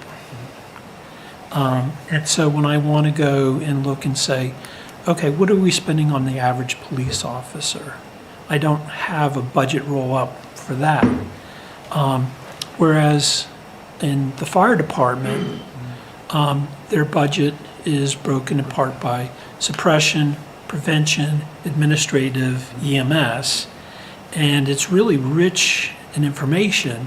The challenge I have is then when I go and look at another town's budget, they don't provide a budget that breaks it out by suppression, and so all I can do is like fire department Durham versus fire department in Bedford, you know. But there may be some areas. I mean, I think the fire department does. To me, the fire department is kind of the model, and I know it takes a lot of work. But it would be helpful if with police, we knew what the detective bureau cost, we knew what administration cost, we knew what patrol cost. And like Public Works is similar. We could look Right. at, snow control and bridges and maintenance and the cost of each individual facility. We've got it broken out. So it's a bit of a smattering. But, and then what I envision is, when I listen to him talk is, it was years ago, but, Dave Kurz would go to different towns where you could kind of like see where you are on the curve. And, it would be nice if the department heads could come up with, those comparative metrics with other towns. Any other comments? Oh, the answer to this. With respect to things like utility costs that all get lumped into Public Works as opposed to allocated out to the library or out to the fire department, et cetera, is that like an ironclad practice that all towns do it the way that we do it? Or are there options that you could say, if you're going to build in the budget for the fire department, let's see what all the utility costs are, all the repair costs, the maintenance costs that get allocated? Because you've got the allocations broken down in Public Works. They're there. It's just a question they're getting pegged to the Public Works Department as opposed to actually seeing where the true cost is being expended. If it's, if you've got an old building that the fire department's in and you're wondering what it's worth to repair or replace, if those costs are all over in Public Works and are separated out, you don't see it. And if you want to compare Fire Department A to Fire Department B, how does that work elsewhere? Are we following a DRA template, or is this just how it's historically been done with our software? Communities, there's two separate models. One's similar to what you say. Some communities lump like all payroll costs in one thing. It doesn't divide it by police, fire. It's just one total payroll, one total electricity. We've always gone the approach to go itemized by the building, the department, so we can see exactly what goes into that department. I can tell you that in the next year and a half, we're going to be implementing a new software system. So if anything needs to be changed, that is the time to do it, because we'll need to set up all new budget accounts and budget modules. And so anything can be done. We could do it now, but with the new software coming on board, that would be a great time to. See, I'm very concerned about losing the visibility that we have right now. Right. And, we have the high-level information, but then when you have a question, I can go down and I can figure out what we are spending on, the old town hall. Right. Or I can figure out exactly what, this, payroll is in fire department suppression. And when I look at the budgets where the town just rolls all that up into payroll, and I just, There's so many notes. I had so many emails. It was in regard to looking at essentially budgeting by looking at actual expenditures versus budgeted expenditures for a year, with the thought that I think the question, as I took it, was generally 2025 when we're planning a 26 budget. And the guidance that I've consistently provided to staff is sharpen your pencil, come in with what you believe we need. If you underexpend, that's great. There's no penalty. However, as part of the next budget process, we're going to ask you, well, why did you underexpend? And as long as you have a very good reason why, there's no penalty for having underexpended. We're going to thank you for doing that. And I think the detailed budgeting we have allows us to look at run rates and to talk about it with the staff, which is really, really important. But, typically when we come in under, it's because we have vacancies in departments that weren't intended, and we had to come up with alternative arrangements to accomplish tasks, which is hard on staff, and it means often other things can't be accomplished. So it's not a true reflection of what's needed in an ideal world to meet the demands of that particular department. And I don't want to create a disincentive to staff for doing the right thing and just not spending an account if it doesn't need to be spent, So that's useful. My question to you was merely for monitoring the quarterly budgets as we progress, is the metrics that we had was the expenditures percent of the budget this year compared to the expenditures of last year. And I was just asking if we can also have the actual dollars expended in '25 compared to the actual dollars expended in '26. So besides comparing how we performed to last year's budget to how we performed to this year's budget, also, what's the absolute dollar difference? How much have we gone up? So as you're looking at future budget projects, you can kind of see what that trend is. But that's like a standard thing in most budgets or not budgets, but in most financial reports. Last year's to date, current year's to date, actual dollars. So just converting from a percentage to an actual dollar amount. Keep the percentages, just add 2 extra columns. That's all. I have one point regarding bonding and the big hit in '28. In January. It's like a 3 to 4 month preparation to come to the bond period. So in order to bond for next January of '27, we would have had to start the process in September, October, which is when I was leaving. So I didn't want to throw a budget and a bonding on a new person. If we were to do that in '28 by bringing some of it into '27, just a thought, we can make it happen. But if we did that would be a real challenge for keeping the tax rate at 589 Right, or less. yes, We need a huge cut in operating costs somewhere. But you're softening the '28 year. So let me know, because if that's going to happen, I'm going to have to start ramping up pretty soon and put that on my to-do and make it work.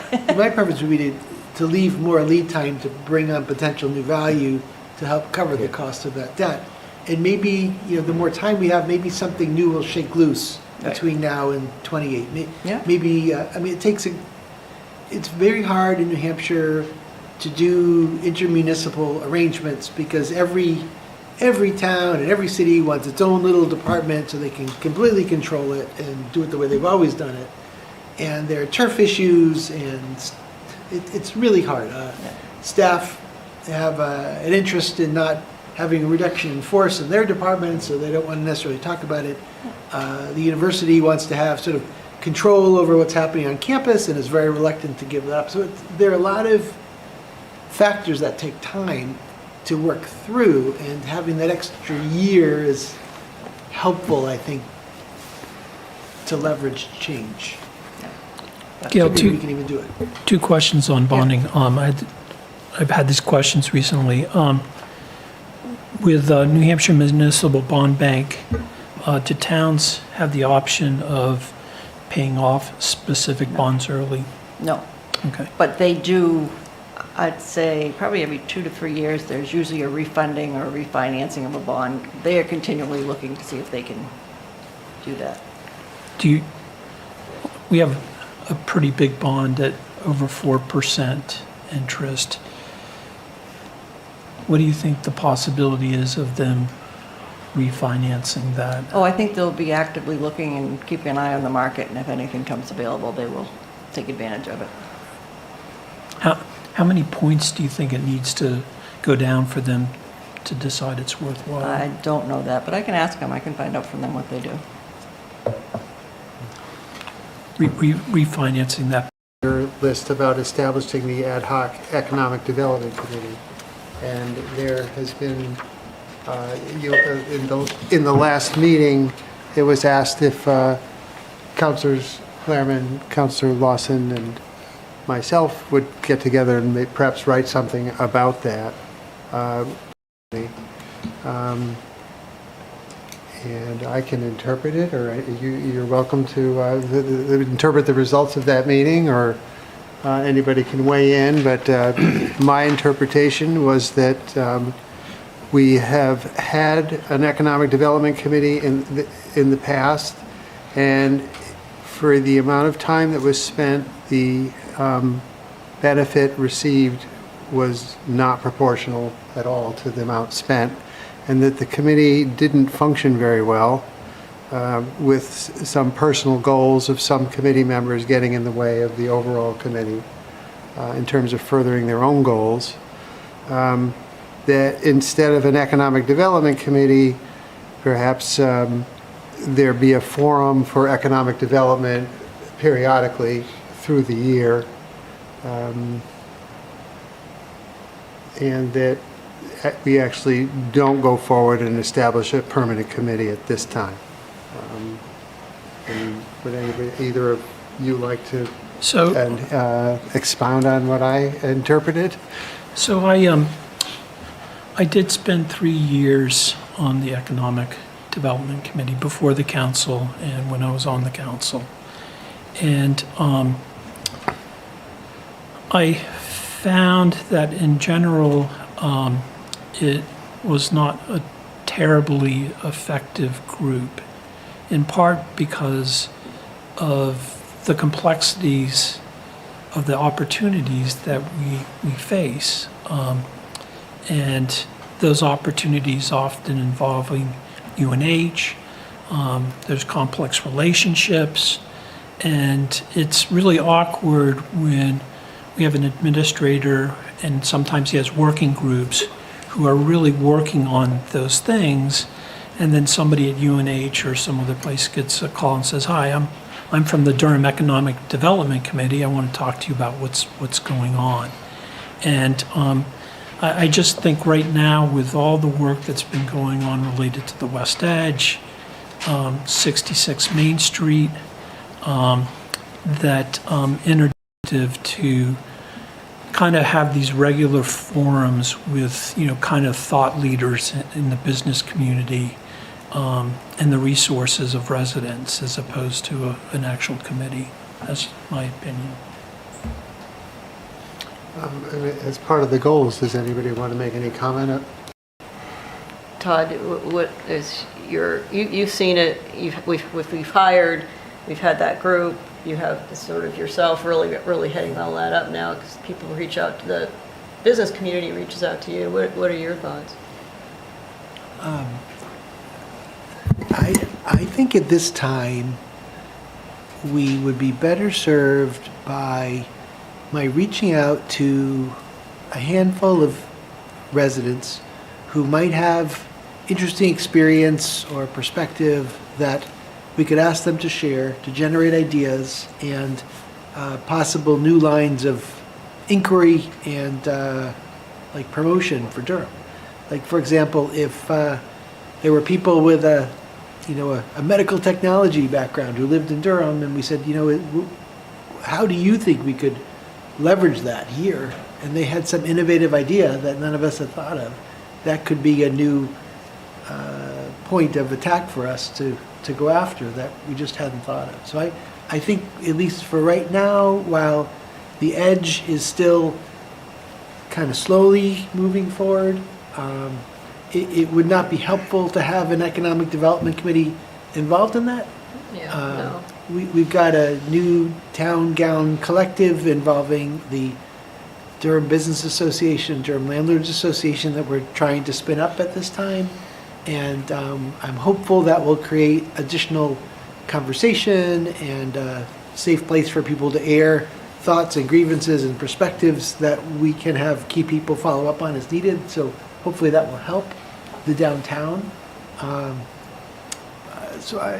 We've got a lot of housing initiatives going forward that I think have sufficient momentum to move ahead on their own with the planning board and then coming here. So I think things are moving in a positive direction. If we got to the point where I felt it'd be helpful to have a new standing committee or task force that we were going to hand a specific focus to, I'll let you know. I just don't think we're there quite yet, right now. And to me, it's another committee. It's just, We move forward with an expansion out at the... I think we are aligning ourselves with good companies. Yep. They'll come and have suggestions anyway. And we just need to keep those lines of communication open.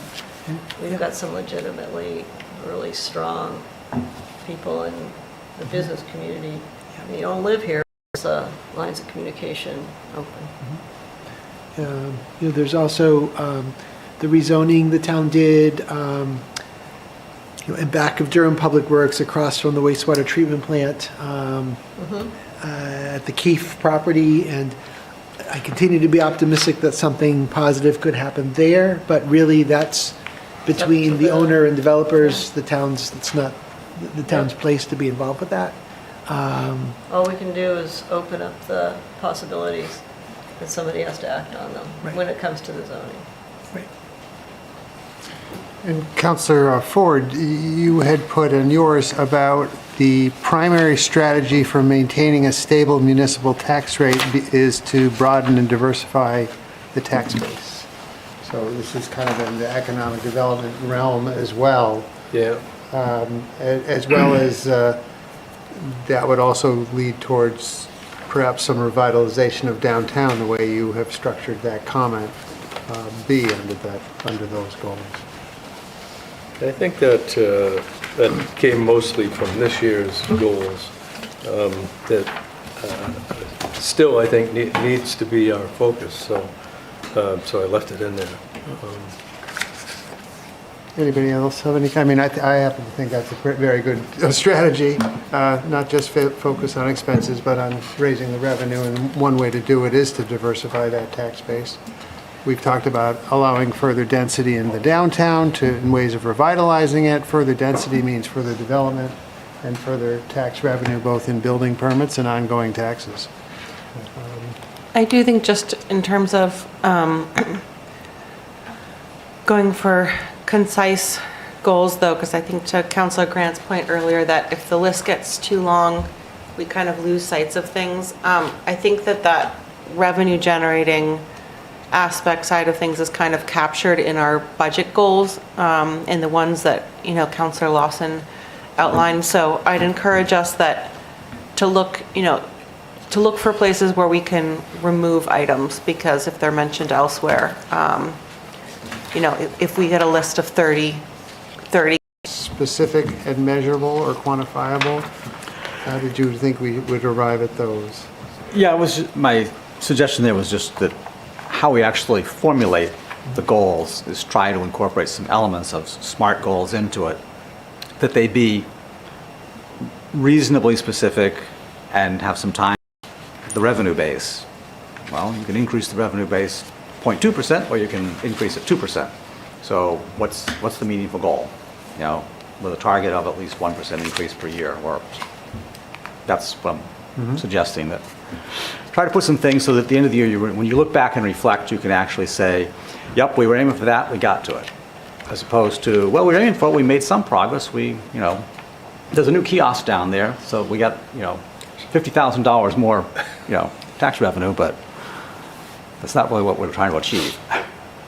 Well, it was mentioned 0.75% is how the $15.9 million was arrived at. Right. So I hear what you're saying. So I'm just saying, in terms trying to quantify Yes. goals a little bit more than we have and make them as specific as possible so that you could actually make some sort of semi-objective determination at the end of the year. And it's not, as I know Todd has expressed concerns in the past that things happen over the course of the year. Of course they do. No one's going to hold anybody or hang anybody for not hitting every goal on the button. But at least when we do look back at the end of the year and you're trying to set something for next year, you can have a more realistic expectation of, was it achievable? Well, maybe it wasn't. We need to lower our goals for the future. Or, yep, we did that. We can go higher next year. And certainly the goal of maintaining the current tax rate at 589 is a measurable goal. And the question, I guess, on the table, and we don't necessarily have to answer today, is it going to be 589 or less? Is it going to be 589, or is it going to be another number, or is it going to be a number at all? But it sounds like there's some consensus for at least having it 589 in that goal, whether it be at or below. Or if somebody wants to suggest something else, we're open to it, it would seem. Well, shall we move on to the next page, Goal 2, plan and take necessary steps to protect public health and safety.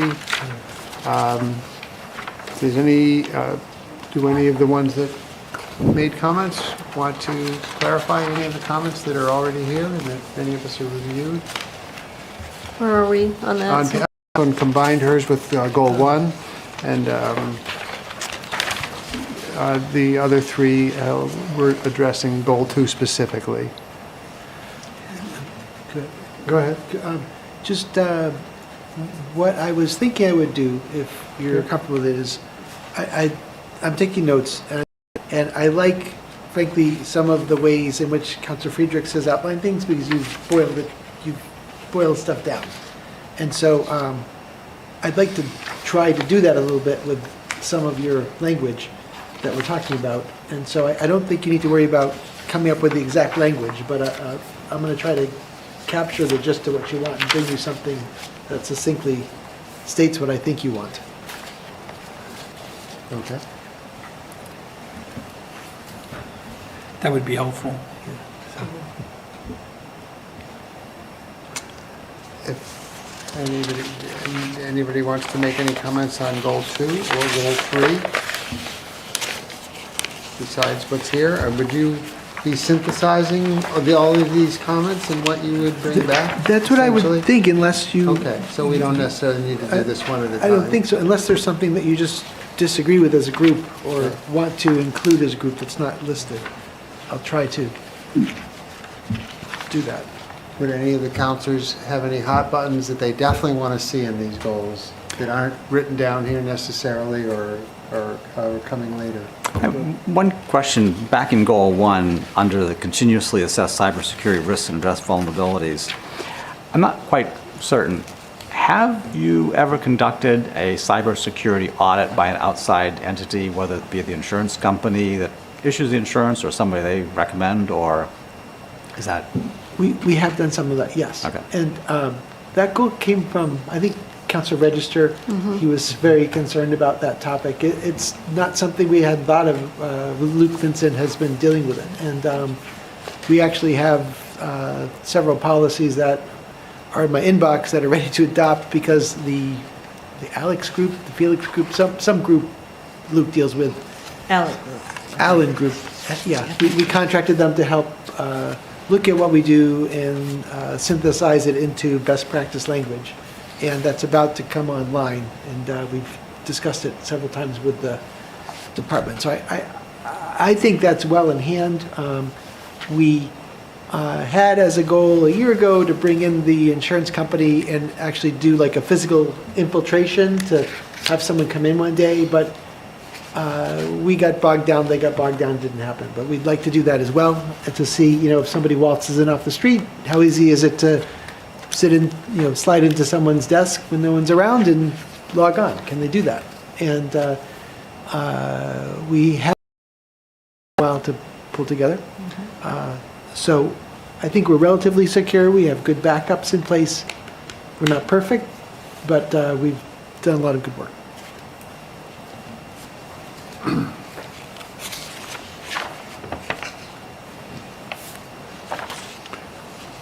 Did you want to make any other comments? Again, if we can streamline it and take some things out that aren't actual big ticket items, but are more the day-to-day responsibilities of our government function, it shouldn't be a goal. It should just be something that we're doing. I said that last year, and I'm going to say it again this year, is that it just creates the longer list. It's things that we have to do. If there's something to be reported out on, then Todd always makes sure we're up to date if something was impactful. So that's... Yeah. So on that note, there are 3 projects that are going to be very all-encompassing this year, and the first of them is the removal of the Mill Pond Dam. It's going to be a very intensive process. We still have many residents who don't want to see the dam be removed, despite, the substantive study and conversation and decision-making that's occurred over many years. And so I just think Public Works, my office, and you, to a certain extent, are going to be deluged with feedback as that gets going, and we have to just recognize that. So it is kind of, that's the work plan for the year. It should be pretty straightforward and simple, but I don't think it will be. And I think the Madbury Road Complete Streets project, you've seen, we've gotten feedback already about traffic and access to mailboxes, and that's going to continue through the summer. And where we know Wagon that Hill one. Farm is so sensitive, we're going to hear from residents about, why'd you cut trees? What are you doing? I saw tractors down there. It's fun to watch. It's just going to take up bandwidth, I'm sure. I just want everyone.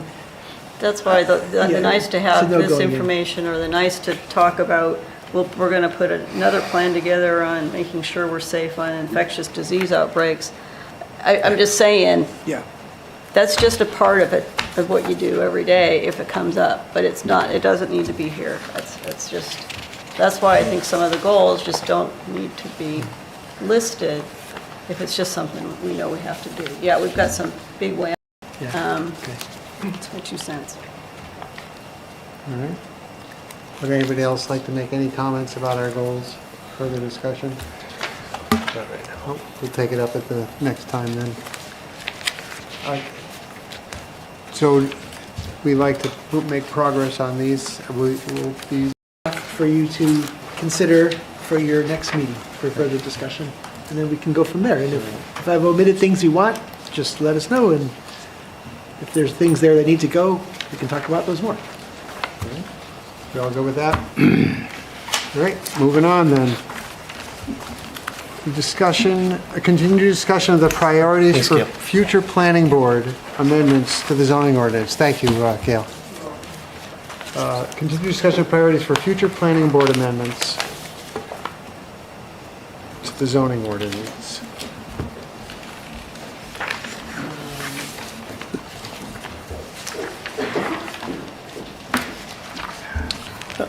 After our last meeting, I agreed with Councilor Lawson that we need to give the planning board a written document saying this is, because the reason we were doing this was because the chair of the planning board asked for guidance from us as to what he should be focusing on, right, his priorities. So I took a stab at that, and if I might, I'll read those. This is what I synthesized from our last discussion, which was quite robust, actually. I went back and looked at it again. Obviously, the planning board will act on these priorities as they see fit as time goes on, but at least they'll have our priority guidance as a starting place. Number one was complete a review and update of the architectural standards. The reasoning was there is imminent development in the business core, and these updated standards need to be in place prior to new development. Second, the Edge PUD. The reasoning for this was the development has the potential to provide needed revenue to the town and thus needs to be moved along as quickly as possible. It is understood that this effort is currently on hold, but as soon as it comes back to the planning board, it should be moved to the top line with a new high-density residential zone. This could also include discussion on the requirement for owner-occupied ADUs.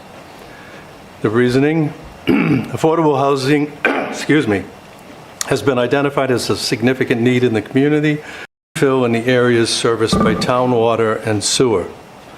Number 4, conservation subdivisions. The reasoning is this zoning has needed updating for some time, but will not give the same benefit as developed area infill, thus it should have a lower priority.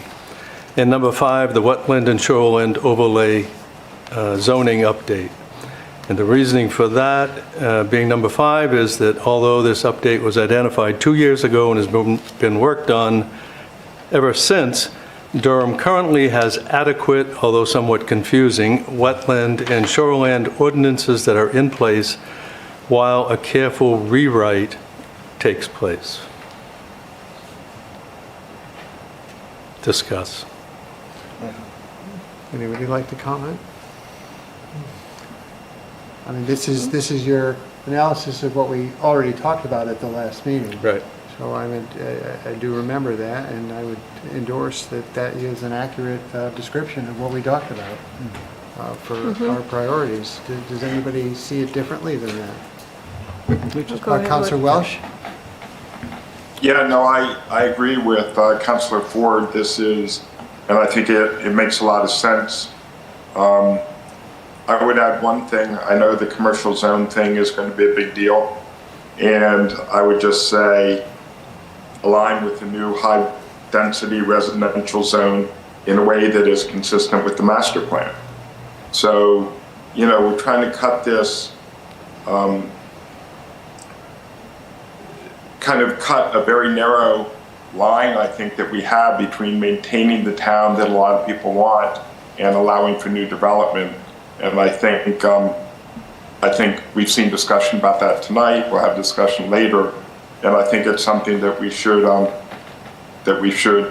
highlight here. That, you know, we're going to build this zone that hopefully, and I've seen some good suggestions for it, but we'll do it in a way that is consistent with the master plan. Yeah, I have no objection to that, except for the fact that that this would all be done in a way that's consistent with the master plan. Yeah, okay.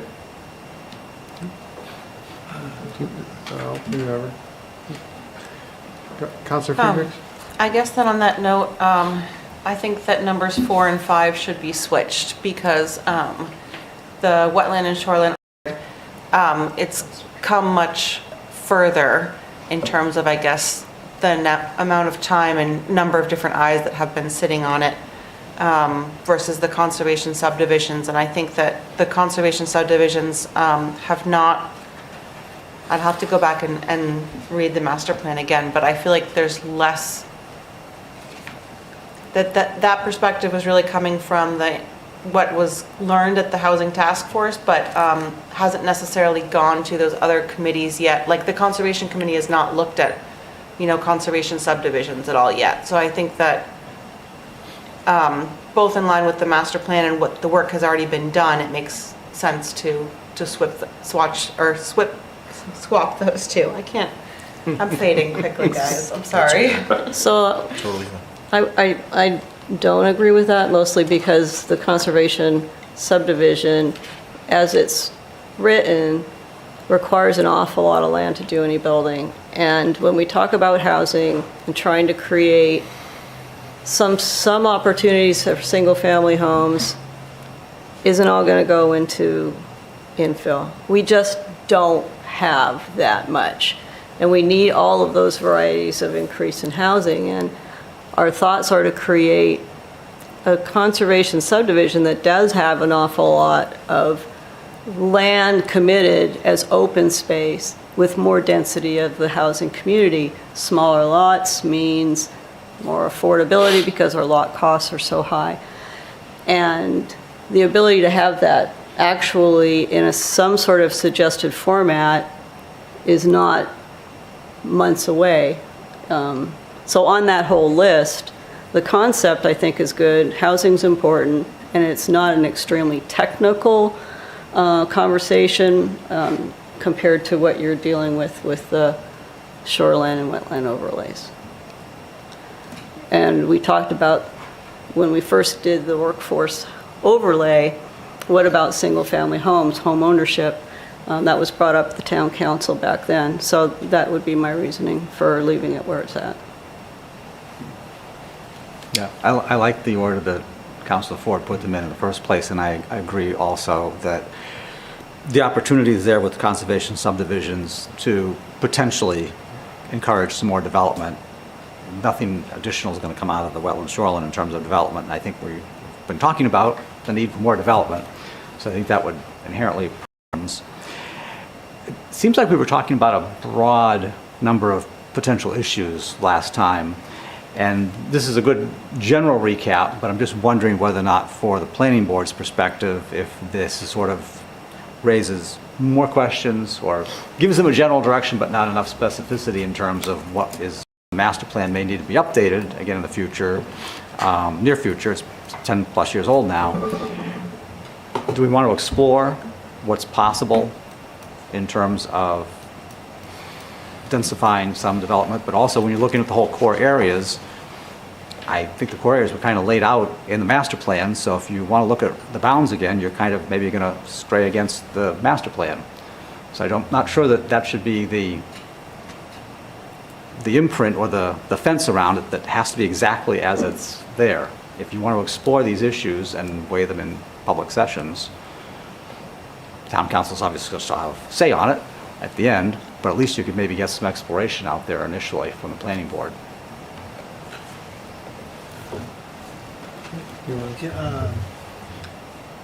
I think one item that was mentioned a lot at the last meeting from councilors was protecting community character. And I think that in part is what Councilor Welch was getting at when he suggested the words consistent with the master plan, because that incorporates it. And I think with number 3, I'd suggest rethinking the wording a little to be more like the following.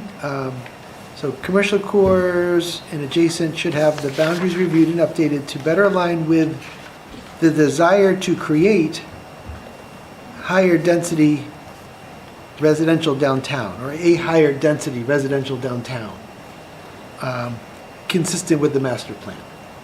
And that way, it's not a whole redo. It's simply saying, okay, do the boundaries of this zone still make sense? Similar to what the discussion that happened a few weeks ago with Cowell Drive. You know, did those boundaries continue to make sense or not as things have changed? And it was a small change for a particular lot, but not creating a whole new set of rules for a particular lot. And I think the same could be true in other zones downtown as things have evolved. So that would be my suggestion. You know, I'm not a building that is only housing and nothing else. You know, that would really depend on the size, the scale, the location.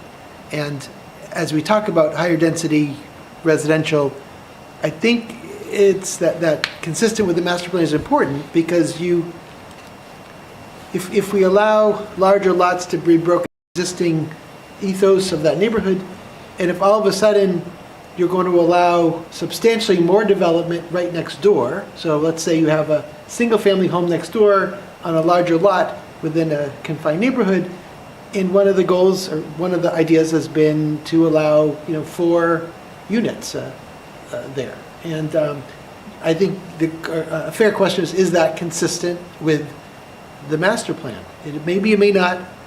Is that consistent with the character of that neighborhood? It might be, it might not. But I think all those things need to be carefully considered so we don't inadvertently start to break up a neighborhood in ways that people don't like. And I think, I would suggest, we have different neighborhoods in town that have different characteristics, but I would recommend all of you take a drive down Young Drive, because there has been a lot of change there over the last few years.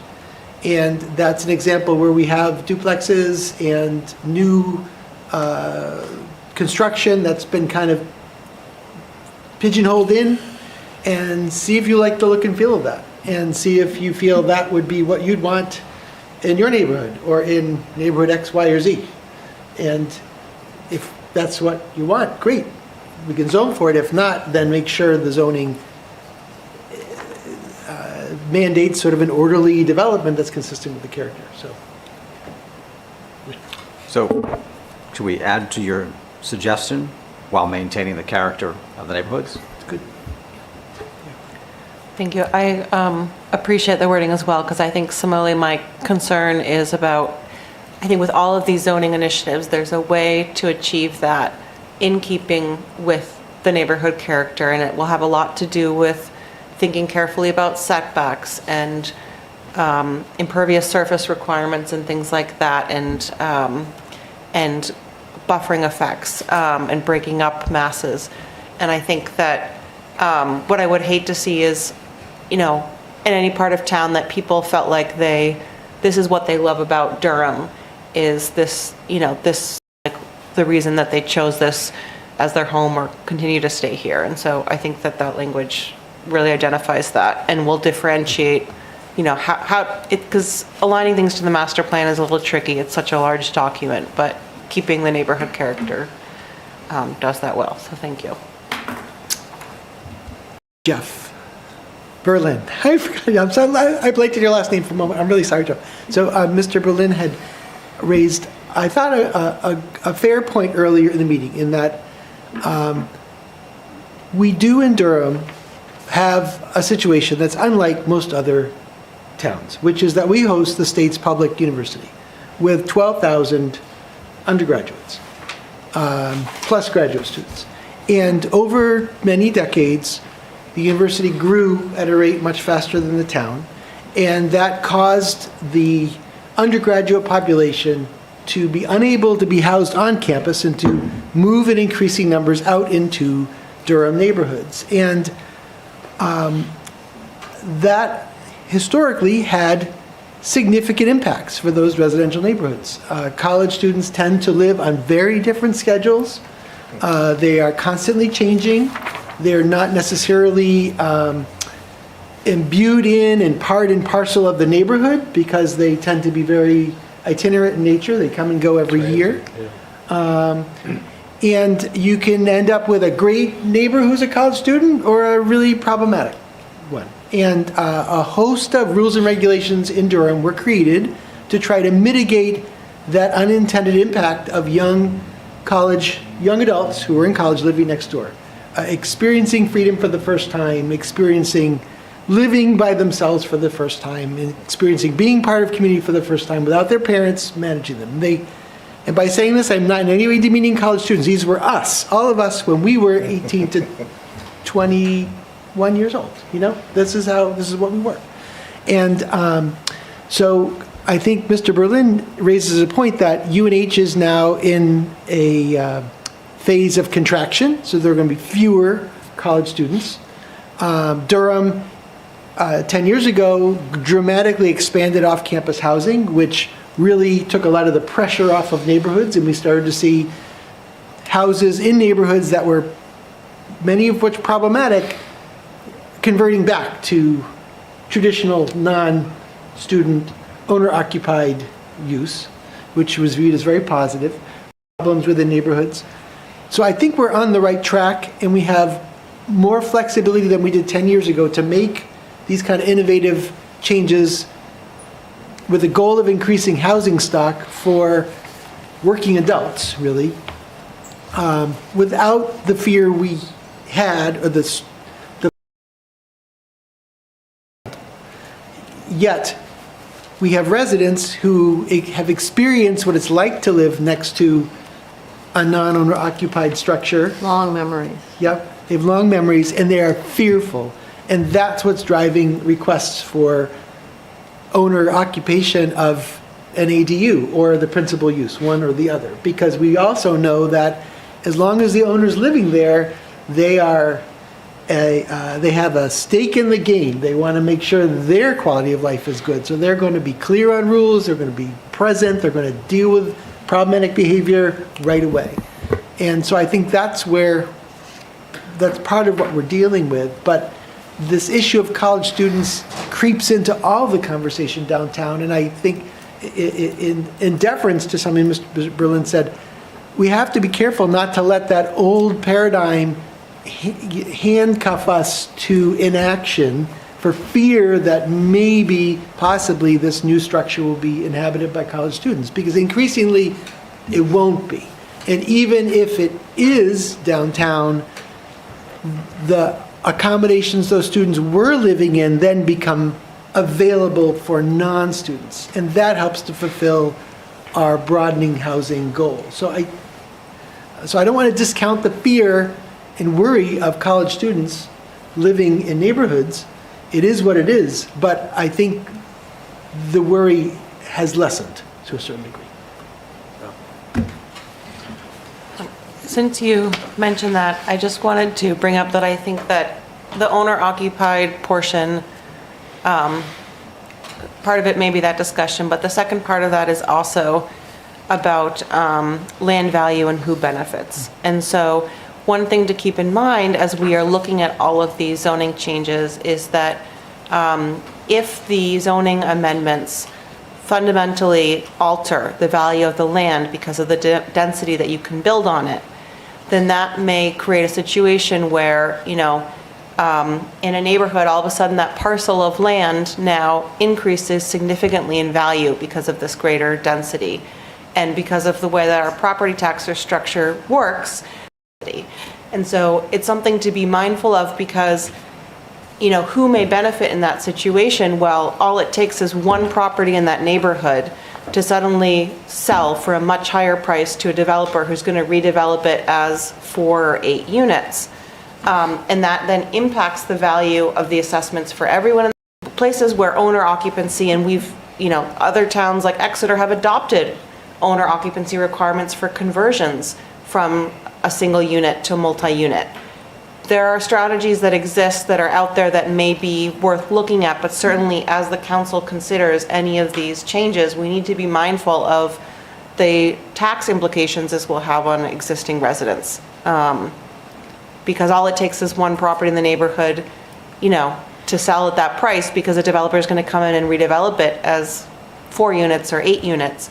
And that changes the land value for everyone. Does anybody have a suggestion on how these goals be communicated to the planning board? Well, I could put this into a memo and send it to the planning board.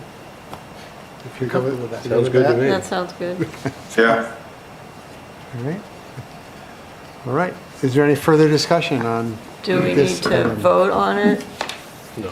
to confirm that this is what we were asking to have sent, or are we good? Because there was confusion on that. Well, so as I heard it, numbers, Consensus, I think there was consensus around the rank ordering of all of this, I think. There was Yes, some and there would be a discussion. preference, there would be a preface saying consistent with the master plan, ... These are what Yep. are our priorities. And then in maintaining num- neighborhood and then- character. Yes, and then in number 3, there would be an addition after better align with, there would be the addition of the desire to create, and then a new high-density residential zone, finishing with while maintaining the character of the neighborhoods. So those were the changes discussed tonight based on the memo.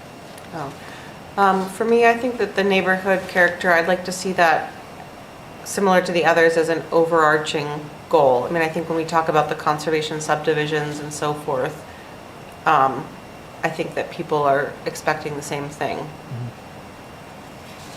Yeah, and I think in the end, I changed the word in number 3, zone to downtown. Yeah. Okay. But Commissioner Swanson.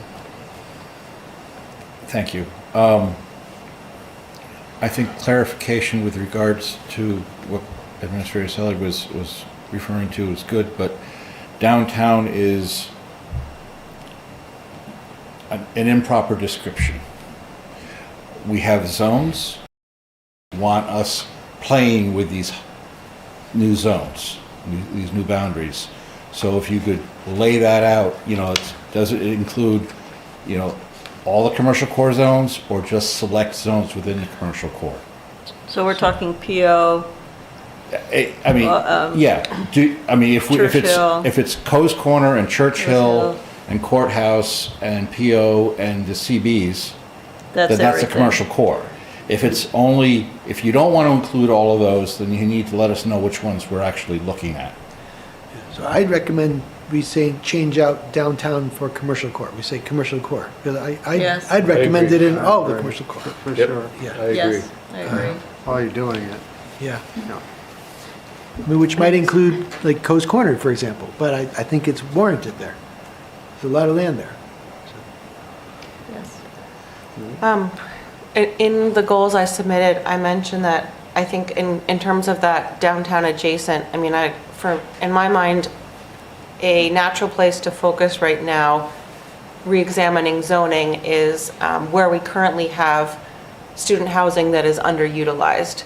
So sometimes it's, they're either structures that are quite aged, or, it's a single-family home style house in the professional office district that, is wedged between several larger complexes. Those are the places, the downtown sort of adjacent, or those happen to fall within the core commercial area, but my thought is those are areas that right now we're already seeing the market is going to be interested in redeveloping. And they're spaces where we have infrastructure in terms of roads, sidewalks, water, sewer. Yeah, PO is definitely high potential. We know that. So I would say that in my mind, the focus should be on, particularly underutilized student housing. Schoolhouse as well, but anyway, those are just topics. Stick to the All right. list. And we got the list clarified even further, right? You have that? Yeah, I've changed downtown to commercial court. Right? Commercial court. Which would include the properties you're talking Yes. about, in the commercial core. Yep. So some of the properties that Councilor Friedrichs just mentioned would be potentially, for instance, the Berlin property that we saw a few months ago, some potentially residential. I just want to make sure that that is also what Yeah. you're thinking. Well, because it says, it starts commercial core zones and adjacent should have the boundaries. So Okay. as long as it's adjacent. All right, thank, last time I missed the adjacents in the last readings. Thank you. Yeah. Of the road currently, are there sidewalks there or not? Thinking about what sort of development, how large of a building is appropriate to the current streetscape. Is it a neighborhood that, currently has a diverse variety of residents? Is it a street that, where the buildings are pretty deteriorated, or there's, I think looking at all of those components, it should really be kind of on a street-by-street analysis, not just necessarily because something is Coe's Corner, all the lots should be treated the same. It should be thoughtful in terms of where does the infrastructure currently exist, and what is the future looking like? Is that an area where the investors might want to be redeveloping those properties versus, are those residents who are planning on staying there for another 20 years? All right, we're good? Very good. Councilor? Could I make a suggestion that we defer item D till a meeting in May? To when? To a meeting in May. I was just considering the time, and I don't think it's that urgent.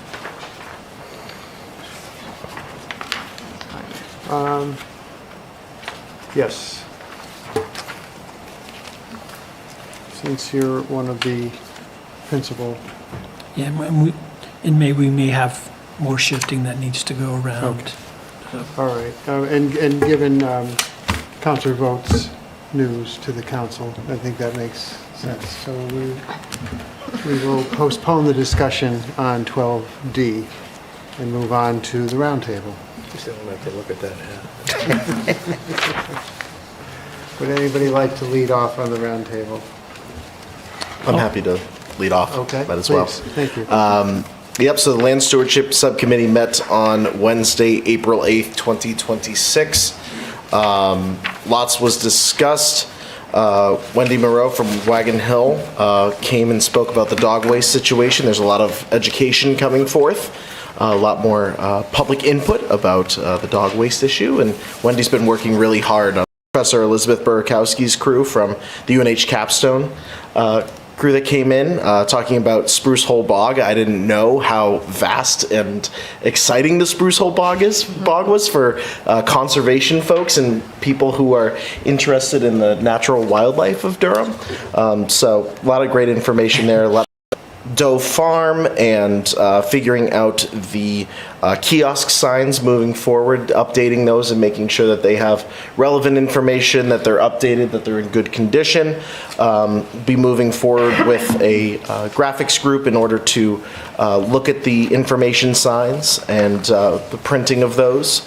Also in that as well, we're looking at Wagon Hill and Packers Falls as well, updating the signage there and the kiosks so that they're a little bit more directionally focused for folks to know where they're heading, and also the overall look of it as well. I presented the Conservation Commission and Land Stewardship Subcommittee logos to the committee as well. After some conversation with Neil and Veronique as well, there are 2 final concepts that will be coming before the April 26th meeting of the Conservation Commission, so I look forward to proposing those and having them move forward with one of those logos. And other than that, there's some great events coming up as well. Astronomy Night on April 24th. Veronique kind of gave us some background about that. And in terms of the rest of the meeting, not much else there. I do want to say, as was discussed before, this will be my final meeting with the Durham Town Council. It was a hard decision to come to with some job perspectives on the horizon, over 50 to 70% of travel involved in those perspectives, and a growing small business suddenly over the last few weeks, actually. It's been really, a lot of changes have had to happen really quick. And of course, it's going to be consuming a lot of my time, especially on Mondays when that comes to travel back and forth to this future position. So I want to thank everybody here on the council and the community for your support. Of course, I am here for the time being with that travel, so I look forward to participating still in town government in whatever time I have, in whatever shape or form that might be. As Julian Smith had said, that was not endorsed by me to join any kind of committee to take a look at Durham, but I'm all that. Yeah. Okay. And in this roundtable and regarding that, would anybody like to make any comments about how Robin's replacement will be found? So, I'd like to maybe explore the idea of leaving the seat open who sits on the council. And I think that there are mechanisms in play to deal with any situation that could come up. So if we have a tie vote, for example, we already have an established procedure that a tied vote, then the motion fails. And I think that long-term, as we think about active involvement in democracy, I'm hesitant to be appointing people to positions, and frankly, I think that, it could be kind of an interesting perspective to understand, if we start to see down the road that town council, elections are not competitive elections, does it make sense to have 9 councilors? Should we continue to have 9 councilors? I really think that democracy in action should be our ultimate goal, and my concern with kind of developing a pattern of appointing people is that we're not acting out of democracy. We are, I swore off Yale University because they stopped electing people to their governing board. So I really believe that in the power of the election, and I want to honor that and push for that and avoid appointing. It's something I think we should be mindful of. I'm sorry. I just want to point out that in the spirit of democracy in this town, they passed a charter, and the charter requires us to appoint a new member when one leaves. At the next meeting. After, it would be the next meeting after our councilor vote leaves. So it would be actually the next meeting that we have, May 4th. Actually, wouldn't that be the first meeting that he's not here? And then... Yeah, either, I think. You're saying it might be the one after May 4th? Yeah, I don't have the charter in front of me. It says, section 3.5, vacancies occurring in the office of councilor at any time shall be filled until the next regular election by the council. The council is required to appoint somebody. Now, if the council is unable to on the 4th, are the vacancy police going to descend on Durham? No, but that's what the the charter directs. So, and historically, the council has looked to, and this has happened periodically, from the recent last election. You could choose somebody else. It's up to the council. We have a representative form of democracy in Durham, and you are both the governing and legislative body. That's why you make the appointment. All right, well, we'll consider it, and I guess we'll circulate and talk about it at our next meeting. Councilor Grant, do you have a report you'd like to? Hey, Joe. Yes, Councilor Yeah, Welsh. Yeah. Sorry to interrupt, but it seems to me last time, or one of the times when I was appointed, we had to, those of us who wanted to be considered, had to fill out an application. Is that a standard thing, Todd? We can do that. You can do that, but you don't have to do that. We could, for example, I'll include in the Friday updates this week that Councilor Vogt has submitted his resignation. And we could say, if anyone's interested in applying, please fill out an application and submit it. We could do that, if that's what you'd like. If that's not the route you want to go and you want to look to former counselors, then don't put people through the misery of that, or through the process. So it'd be helpful to have a sense of how you'd like to I just proceed. think, that's the process we've always done. It seems to me it would be best to just do with the process we've done. Because if all of a sudden you end up with 5 applications, then what are we doing? It just seems like we have a process that we've used and it's worked. So we've got previous counselors, and we should be reaching out just like we did to get Carden back. Like if we had 5 Whether we people, liked it or you'd interview them in public and then deliberate and decide. Yeah, but Heather, that's the point, that it hasn't been consistent. One of the times that I was appointed, there was, I don't know, four people or so who applied for the position. I'm not advocating that. Yeah. I just remember one time it was Andrew Coro came back for a while. I'm fine with us sitting around and talking about it and trying to get. I guess just in terms of thinking about the democratic process, I think certainly looking to someone who's been experienced before is one thing. They've been previously elected to the position. But you might also consider other people that ran, if you have a competitive ballot, which we did last time, that anybody else that was running, ought to be, I would think, considered. Last round, and I don't know how it worked. I know that, I think, Todd, that you had reached out, or Karen had reached out to a couple of folks. If there are multiple people who potentially would be interested, I guess you included a list of several former town council members. I think it may be helpful to have perhaps a statement of interest, at least, from anyone who wants to be considered. Not kind of a first come, first serve, like who do we first approach, but, where there was a competitive field recently, and this is, it's earlier on in the term, it's not towards the end of the year. Having some sort of input back, I guess, would be to, say so that if there are 2 or more people who are interested, they feel like it's at least a transparent process. And so I would encourage at least a statement of interest from, whether it's an open pool, we're considering candidates who ran last time plus former council members, just former council members. I think there's a certain point to saying, okay, at least somebody was elected in the past before. They also have a little more experience, so they're not joining mid-year without any idea of how things are run, having missed the orientation and all of that. But some sort of a statement, I think, so that we can at least say, okay, there's transparency, there's fair consideration is important.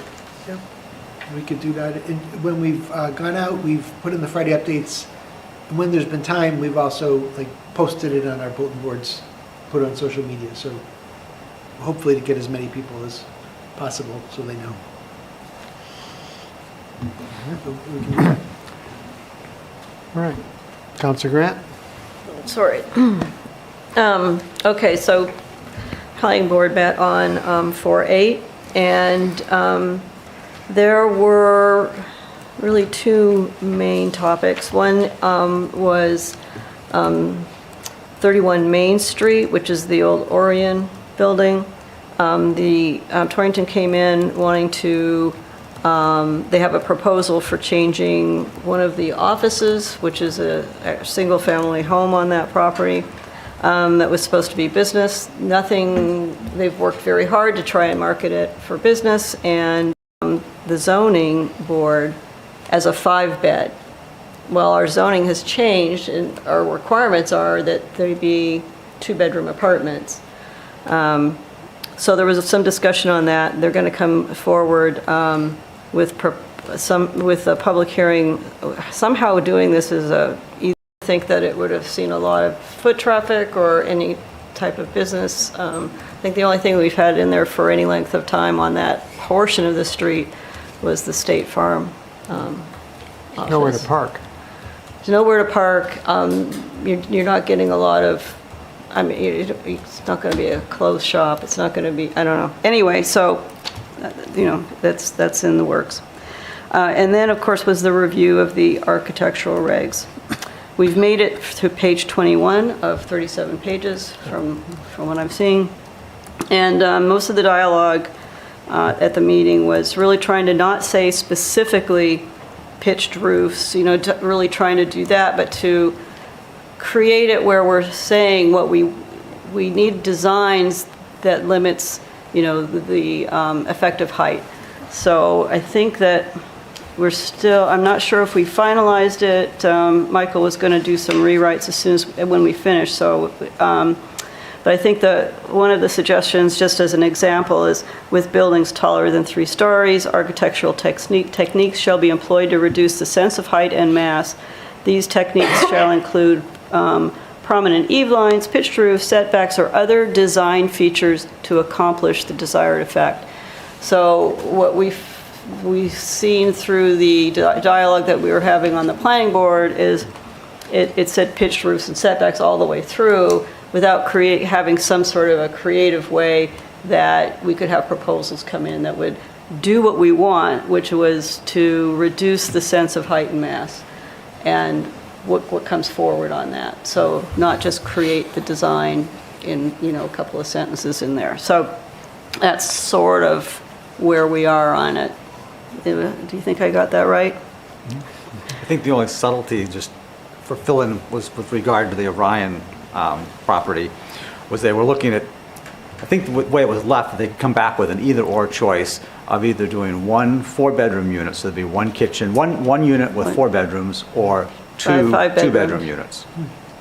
I think it was a 5-bedroom unit, or is it only 4 bedroom? I think the final choice was down to 4, Either but 4 or way. 5. So it was whether it was going to be one Either unit way, with which we just don't want anymore. And we have a meeting on Wednesday, so as we know, we have the public hearing on the 5-story on Wednesday. Councillor Welsh?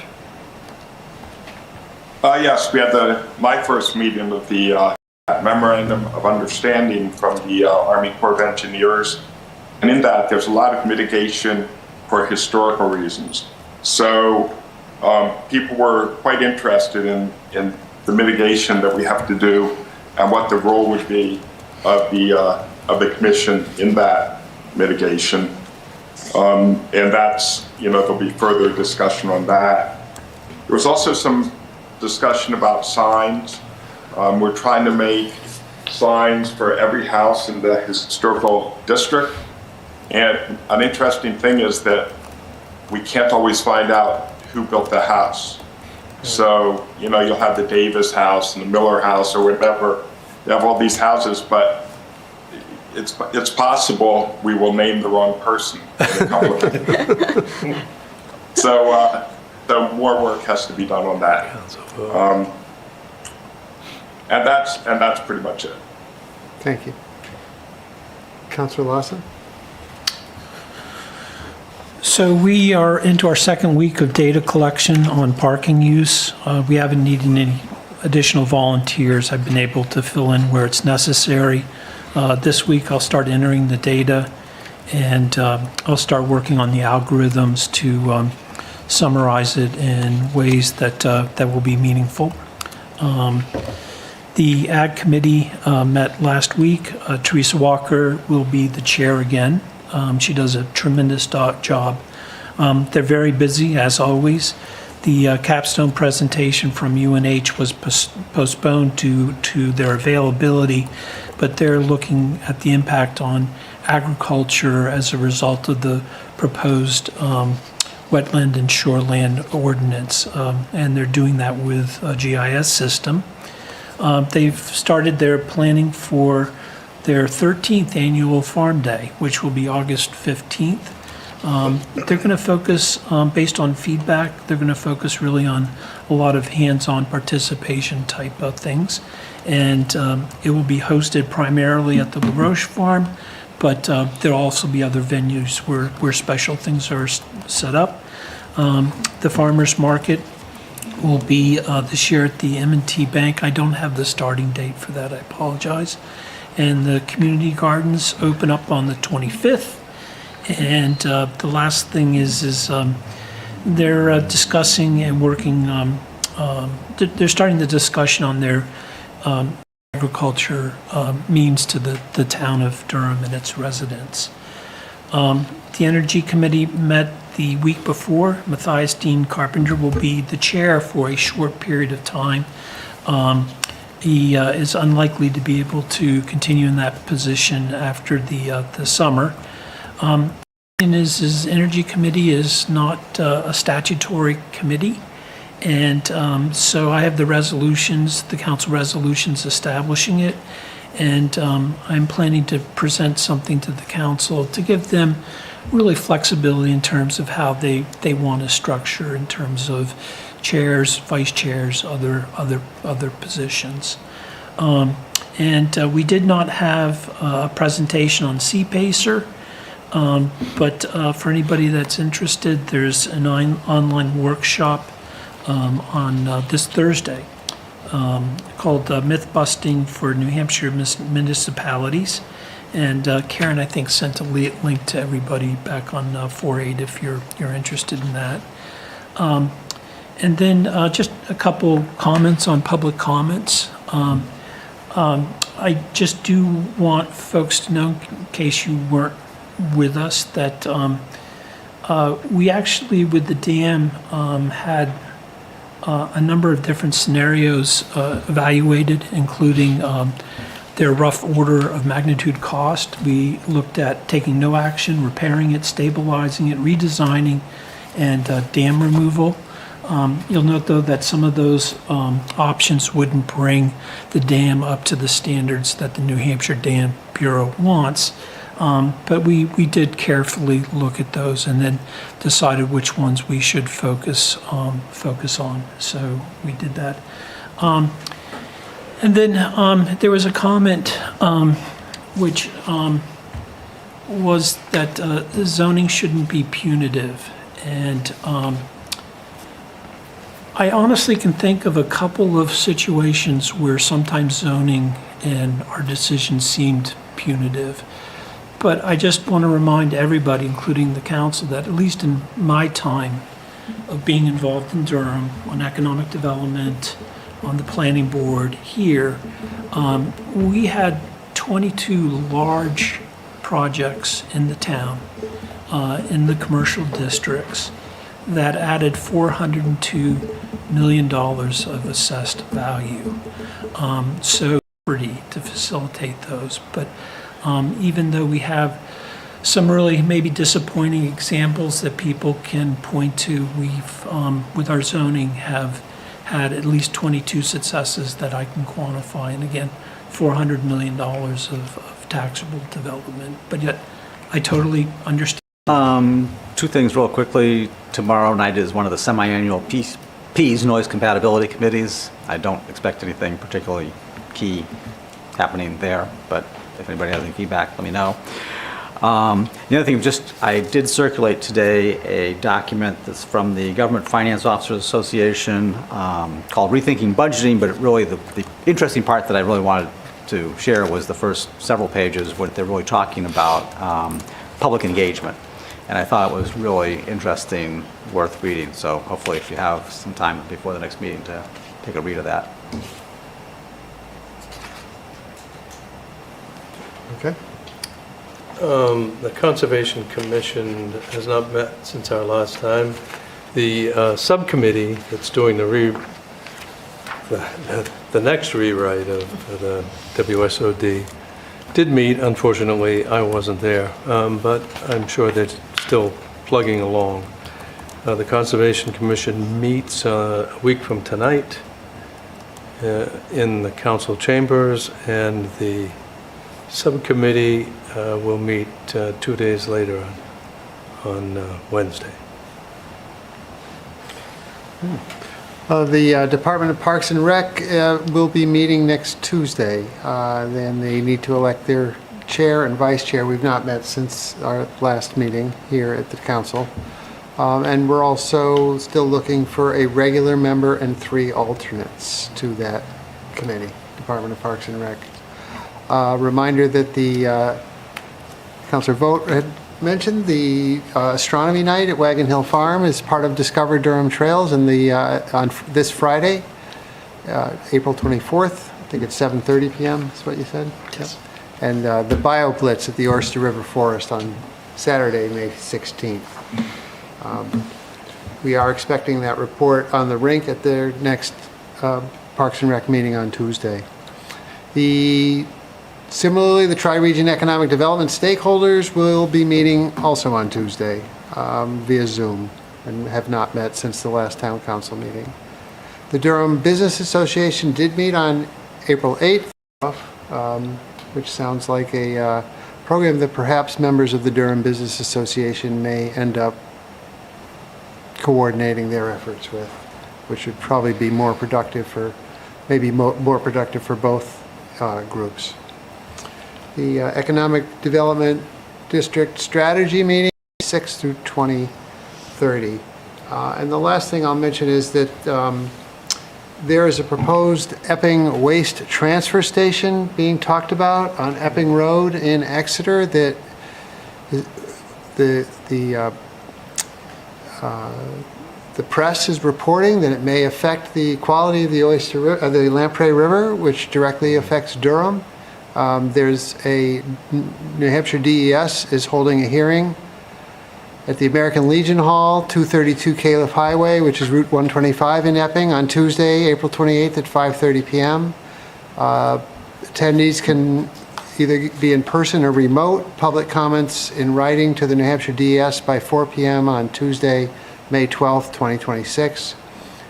And while it is good news that Epping voted this year to move forward with fixing their sewage plant to the tune of $38 million, it's been many years trying to get them to dragged into compliance. And I think we should somewhat be worried about this transfer station that's going to hold 750 million tons of trash at any one time and be adjacent to the Pecassac River, which flows right into the Lamprey. So I just bring that up as part of our roundtable. Can I just mention one thing, please? I neglected to mention that the Conservation Commission and the Land Stewardship Subcommittee held a workday at Milne Sanctuary on Saturday. And there were 15 or 20 people there pulling invasives. I personally was using my weed wrench and taking out those nasty invasives, but of course my back's still sore, but that's another story. But anyway, did quite a bit of work there, actually. Well, No.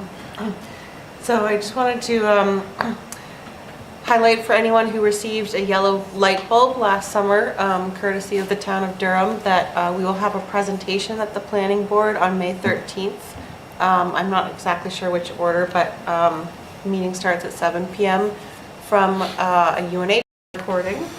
I missed the DBA meeting, so I'm glad that you gave that recap. I have notes from that. And then August 6th is set to be Durham Day, so if people want to start reminding committees about that and planning for that.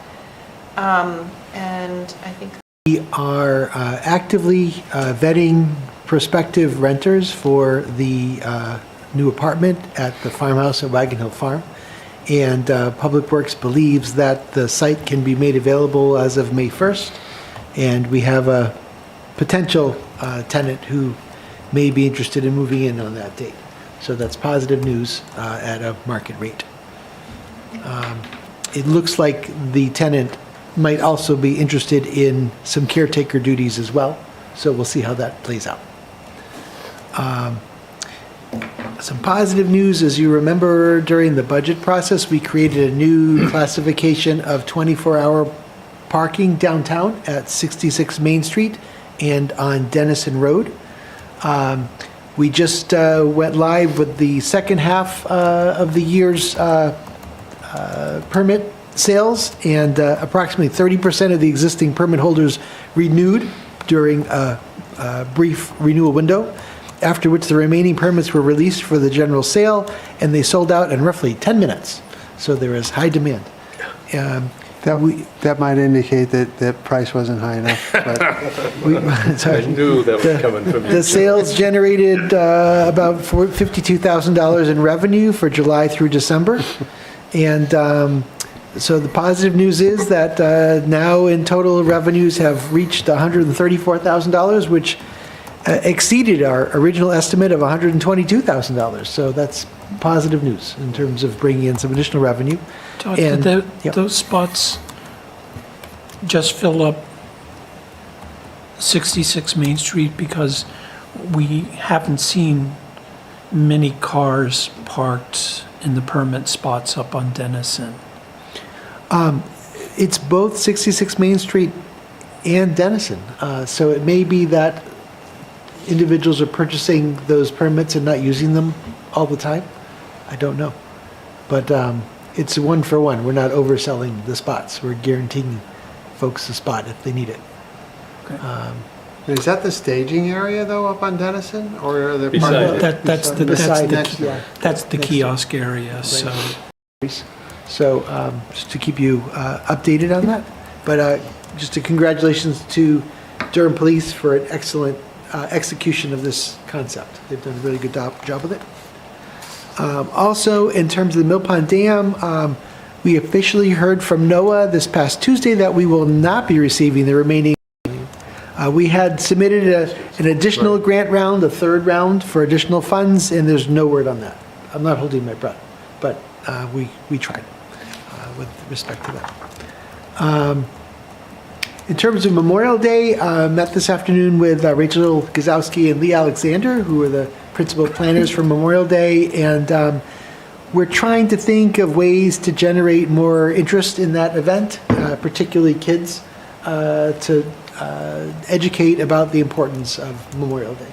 And so this year, the plan is to stay at the current location, but we're interested in having some conversations with the Oyster River Cooperative School District about whether it might be possible to do something on the Friday before Memorial Day, a year from now, at the turf field between the middle school and the high school, with the thought that maybe in that way, if it's done during the school day, we could generate a lot of interest from classes, the band, musical accompaniment, etc., to have more students participate, bringing in their families and others in the community, and maybe somehow tie that in with something we do at the monument downtown or laying a wreath in the river, as we used to do years and years ago. So that's to be continued, but we're trying to think that through. There was reference from Mr. Hall this evening regarding the 401 certificate. That is a well-studied and debated issue, and I will note that then Town Attorney Walter Mitchell did provide a legal opinion that we made available to the council and the community at the request of the council. I did not tell Walter Mitchell what to write. I asked him for his earnest, honest opinion based on the facts, and he wrote back indicating he felt we were subject to the restrictions for a variety of reasons. That issue continued to be raised by often Mr. Hall again and again, and councils changed, and so we had a subsequent council ask for an additional opinion, and so Attorney Dana Bisbee engaged with the town. We brought him in, and he provided some additional guidance to the council. and again felt that we were subject to it given how things played out over time. So just to let you know, that was not an unstudied issue. It was very studied. But Ms. Peter-Smith said on the council, can't we finally get a legal opinion and resolve this once and for all? And we were sure that Attorney Mitchell's letter would have done that, but it was not to be. It kept coming up year after year after year, as it did again tonight. So for your information. But the reality is that that 401 certificate is now a New Hampshire Department of Environmental Services, that there are 3 rivers under consideration for new study for potential in-stream flow in the future. And the Oyster River in Durham is one of them. And so our water system, combined system, UNH Durham, will be providing feedback to DES at an upcoming public hearing regarding that idea. And the DES Water Rivers person met with our Water Wastewater Committee to talk about this. And we provided some thoughts and concerns about what the implications for in-stream flow might mean for our combined water system, because it potentially would mean additional restriction on the system, which is a challenge. So we'll see how that plays out. One of the key core elements that we suggested was that it probably doesn't make sense to consider in-stream flow in the Oyster River today, because once the Mill Pond Dam is removed, the Oyster River is going to materially change tomorrow, by the end of this year. So why not wait until the dam is removed and there's time to see what the restored channel looks like and how it reacts before developing regulations for a prior riverine environment. So we'll see how that plays out. Let me just see. I just looked at my calendar, and the June Farmers Market in Durham is scheduled to kick off June 1st. June 1st. So it's coming up, and it's going to be at the M&T Bank, as noted. And I just want to say we're really appreciative of the M&T Bank for hosting the Farmers Market site. I think it's going to be a great site. Years ago, we looked at that site, and the bank management at the time was not interested in our using it. So I'm really pleased that they've reconsidered, and they're open to doing it. And I think it'll be good for the bank, really good for downtown. In terms of the upcoming solid waste hearing in Epping that Chair Friedman brought up earlier, we had provided a letter from the town to DES raising concerns about that facility. As part of a prior public hearing, there was some glitch in their hearing process, so they had to re-advertise and have another hearing. So we're going to submit.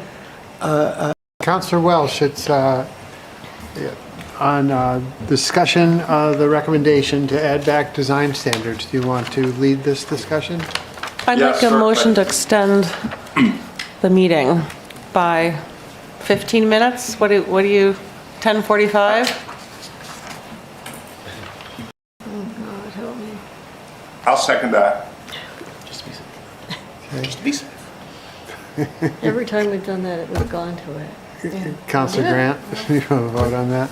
I want Daryl to vote first. Councilor Ford, do you want to start? Darrell Ford, no. Okay. Councilor Lehrman? Aye. Jim Lawson, aye. Heather Grant, Martin aye. Belt, aye. Oh, sorry. Robin vote aye. M. Friedrichs, aye. I might have to bail a little early, but. Joe Friedman, aye. did you And vote Councilor Grant, aye? did you vote? I'm sorry. I did. Yes, okay. I just mumbled it. All right, well, this meeting is extended till 11 if we need that much time. Okay, I'll try to be quick. So I made a mistake here. I said, I thought this was a few years ago. I distinctly remember the conversation. It actually, believe it or not, was in May 2020 that this was brought up. So almost 6 years ago, which shocked me. But we had this meeting, and we were looking at that time at moving some 3-story height limitations to 4 stories and having a conditional use for 5 stories in a certain area. And a group of people, and I will read you from the minutes because I had forgotten exactly who it was, but in the July 20 meeting, quote, Town Administrator Todd Selly convened an informal working group to explore possible amendments to the Durham zoning ordinance to facilitate the creation of high-quality development projects in the central business district. Members of the working group included town council members Al Hallen, Jim Lawson, Ken Rotner, and Sally Tobias. Staff members included town planner Michael Barrett, code enforcement officer Audrey Klein, town assessor Jim Rice, economic development director Christine Sauter, and Administrator Selling. The group met numerous times and developed and proposed the amendments that are.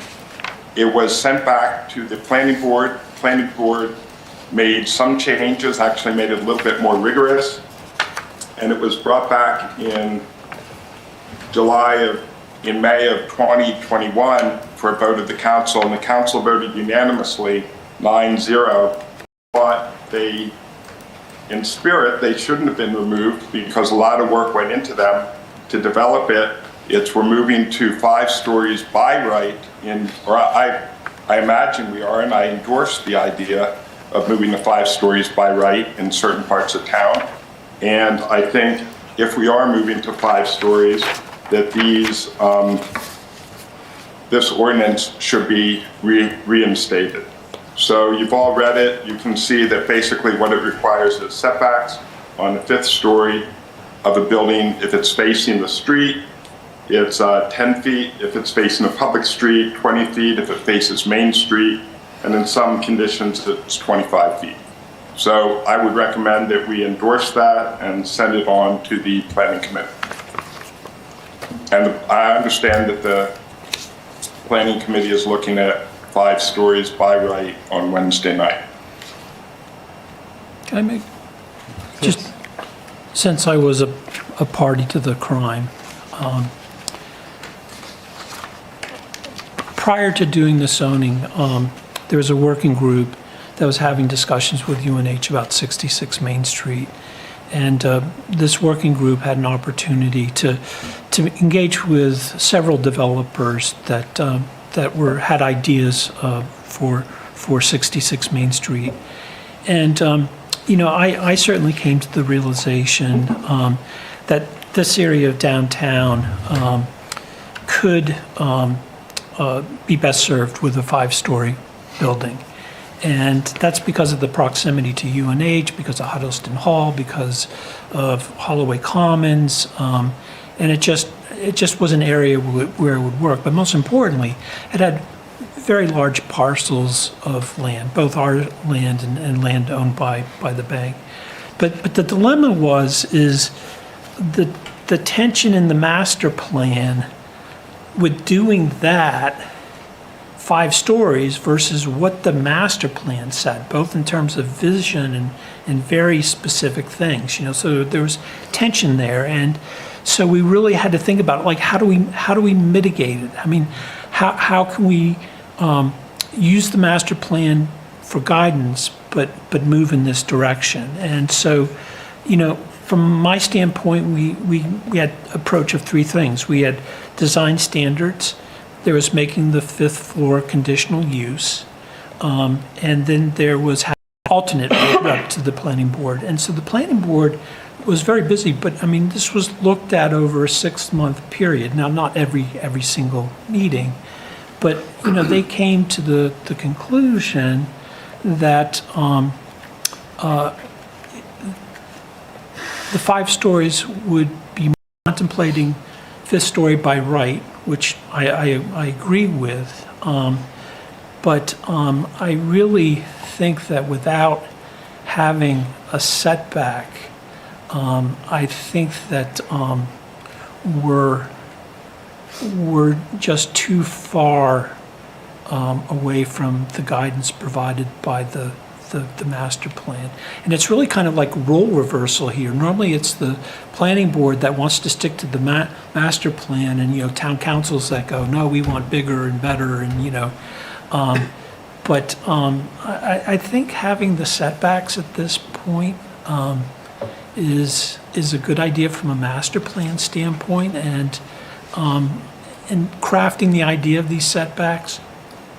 It was based on lots of discussions that we'd had with developers and concepts and designs like that. And the last thing I'll say is good gosh, I love the town's GIS system. I mean, you know, if you throw in the parking lot in Pettybrook Lane, that parcel's 300 feet deep. It's 220 feet wide.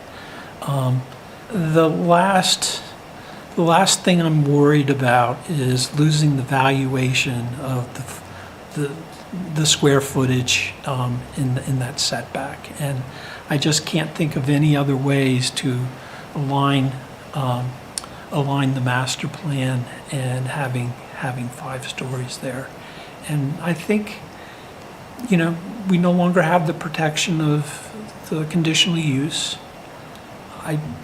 I agree with that decision, but I really encourage us to view the setbacks positively. And we're different here in Durham in that most communities our size don't allow 5-story buildings in their downtown. Okay, Exeter doesn't, Hampton doesn't. You know, just look at the zoning. But you know, there's also good examples where towns like Portsmouth use set. So I encourage us to view Cardin's recommendation with, you know, positively.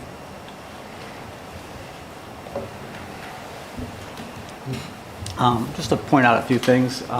So I've looked at some of the other town standards also, and Portsmouth, and just, okay. Or step But we're back. talking about the step or set at the top story, not on the. Right, it's the top story setback from Okay. the Just make sure we're the building. on the same page. So in Portsmouth case, their requirement is if the width of the street face to face from building to building is less than 60 feet, there's a requirement for a step back on the upper story. And almost completely in this area that is now bounded, that's the revised version A of the plan, which rules out the properties right immediately along Jenkins Court. Everything else around there has at least 60 feet, or actually much more than 60 feet from that area. And I also think that with regards to the master plan obviously has to think in terms of gross of the whole town, the whole central business districts, and where it's possible.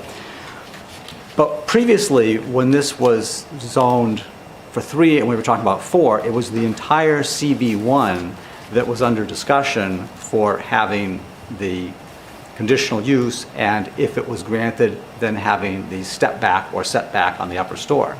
Now we've narrowed it down to literally, potentially probably just 3 potential developable properties. 66 Main Street, the M&T Bank, and then the 2 adjacent properties that I think Clark's owned one of it, and then that's the Subway properties. Neither one of which alone probably is big enough to actually rise a 5-story building, so it would only be if those properties were combined somehow. So you're really talking about 3 potential properties. And exactly to the point that these are very large parcels,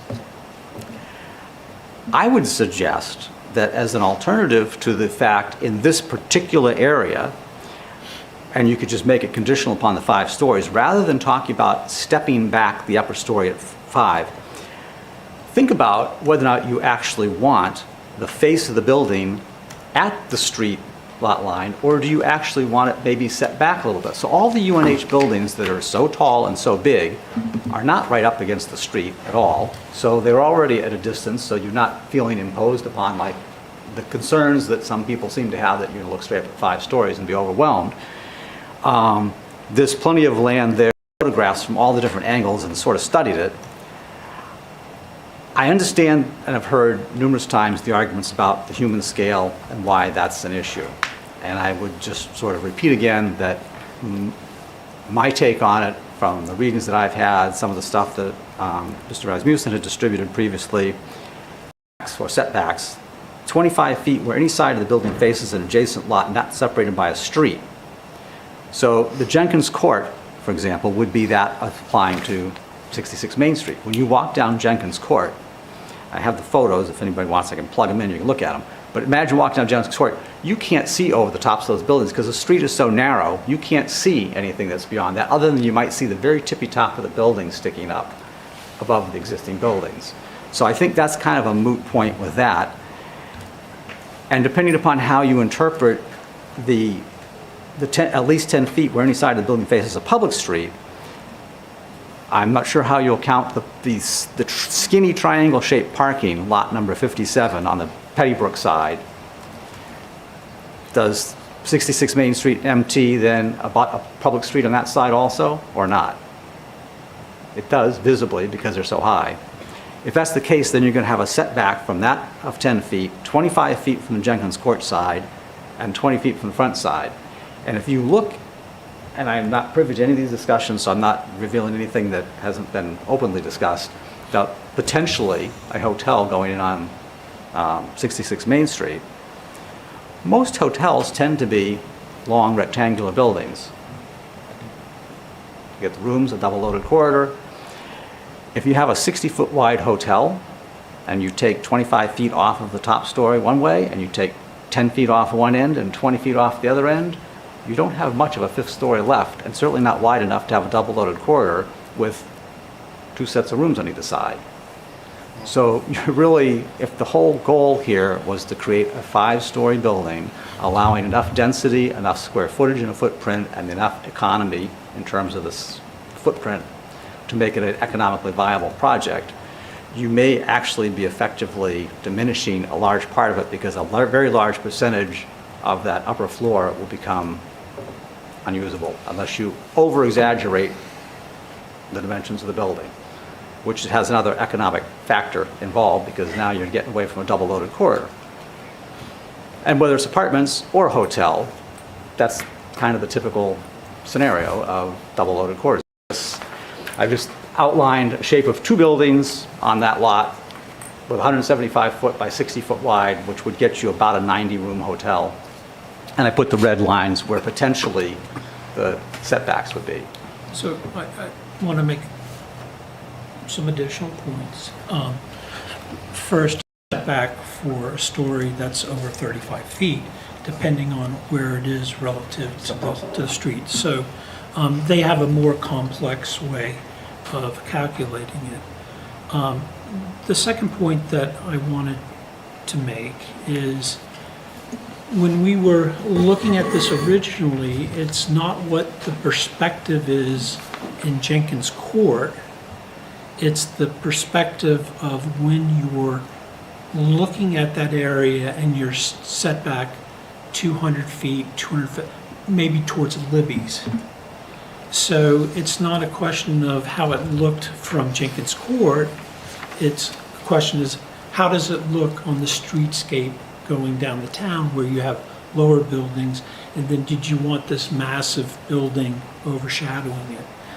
This parcel, if it's developed, is going to have a footprint of a building footprint that's potentially 32, 35,000 square feet. That's just the footprint, okay? And we've proven in this town with 22 developments that development is financially viable when it's 3 and 4 stories, okay? And so this is going to be 5 stories, and I would contend that the setbacks are not so great that it makes the 5th floor unviable. And the last point I'll make is that one of the things that I want is a developer to have the freedom to decide where they would propose putting a building and not being forced to a setback of the building because they may want to do things that activate the streetscape and the sidewalk, okay? So the setbacks do not make a 5-story building financially unviable. The setbacks make it more consistent with our master plan. The setbacks are reasonable, and the setbacks seem to be used in the towns that allow higher building heights and don't restrict it to just 4. So we have a decision to make. Do do we adopt something that's consistent with the master plan, or do we just say permitted, no setbacks, do what you think is best? And by the way, even come up with that, it was 6 months of work. It was 6 months of community discussion. It was 6 months of getting people who were very concerned about the master plan on boards to supporting this. We didn't have a single person, well, I don't recall a single person coming when we were approving this ordinance speaking against it. And it was 5 stories.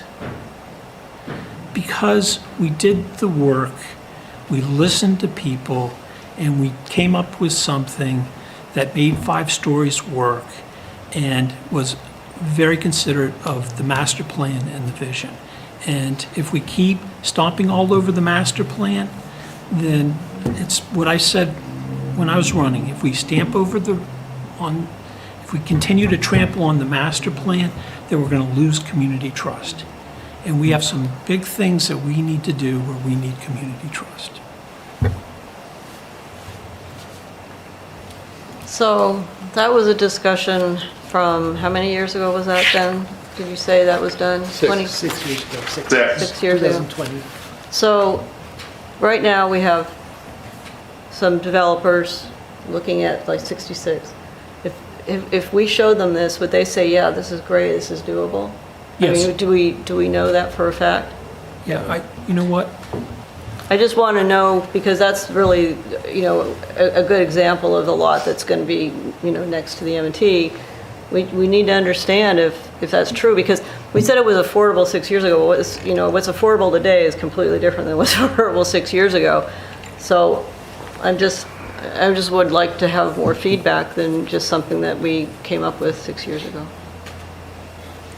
So, if I may, I want a little more insight into this, and so I reached out. My sibling is an urban planner in the state of Rhode Island. He runs an urban planning firm. He also works as a land use lawyer 2 days of the week. So he works for developers as well as for towns consulting. And he referred me to a book called Street Design by Victor Dover and John Mack, 45-degree angle, that comes up from the center line of your street, and you look at your street width and you look at your sidewalks, and you do a 45-degree angle, and if you keep the building heights under that angle as it goes out, then you're going to maintain a feeling of open space. You're going to maintain human scale. And I think that discussion has come up at the planning board to that. All of this is that this is a very alive, the setbacks that were listed in this that Councilor Lawson mentioned are still very much in fitting with the conversation that has been had at the planning board recently of that ratio and of this concept in urban design, which is very much alive and in practice now. So I think that industry-wide, it's a very common, the sorts of setbacks that were being outlined, whether it's achieved through these, this exact wording or something else, but this idea of stacking up and going in is very much, common practice. And so I think the fact that it's very alive and well, and my sibling is still promoting it as an urban planner and working as a land use lawyer, I think that there is very much economic viability behind it. Because that's the degree that that's helpful. It's still a common practice. The 45-degree concept is similar to what they use in Portsmouth. I've never done calculations of how that would affect a building. In Portsmouth, they have this concept that it builds up, and it's kind of like that. It's something I could certainly do. I couldn't do it by Wednesday, but it may be a good thing to look at. Councilor Welsh? Yeah, I was just going to say, the reason I read the names of the people who were on the committee, we did have a town planner, we did have the economic development director, We did have the assessor. We did have 4 counselors who knew what they were doing. I mean, this wasn't, one guy walking around with a camera taking pictures. This was, like Jim said, 6 months of a lot of meetings, work, looking around and deciding that this would be a good thing to have. It went to the planning board. They knocked it around for a while, and they came up with this, and 9 it ended up being very, throwing a couple numbers out and everyone agreeing to it. It was a lot of hard work and effort went into this, and so I endorse it.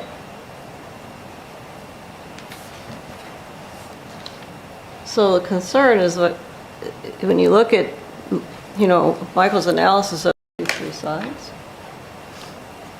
I mean, is it detrimental? And you're saying it's not detrimental, or that it's being misinterpreted? I'm sorry, that the setbacks? Yeah, because, well, the comment that it would be, set back on this side, it could be set back then also on the Pettybrook side. So you got Main Street side, you've got the Pettybrook side.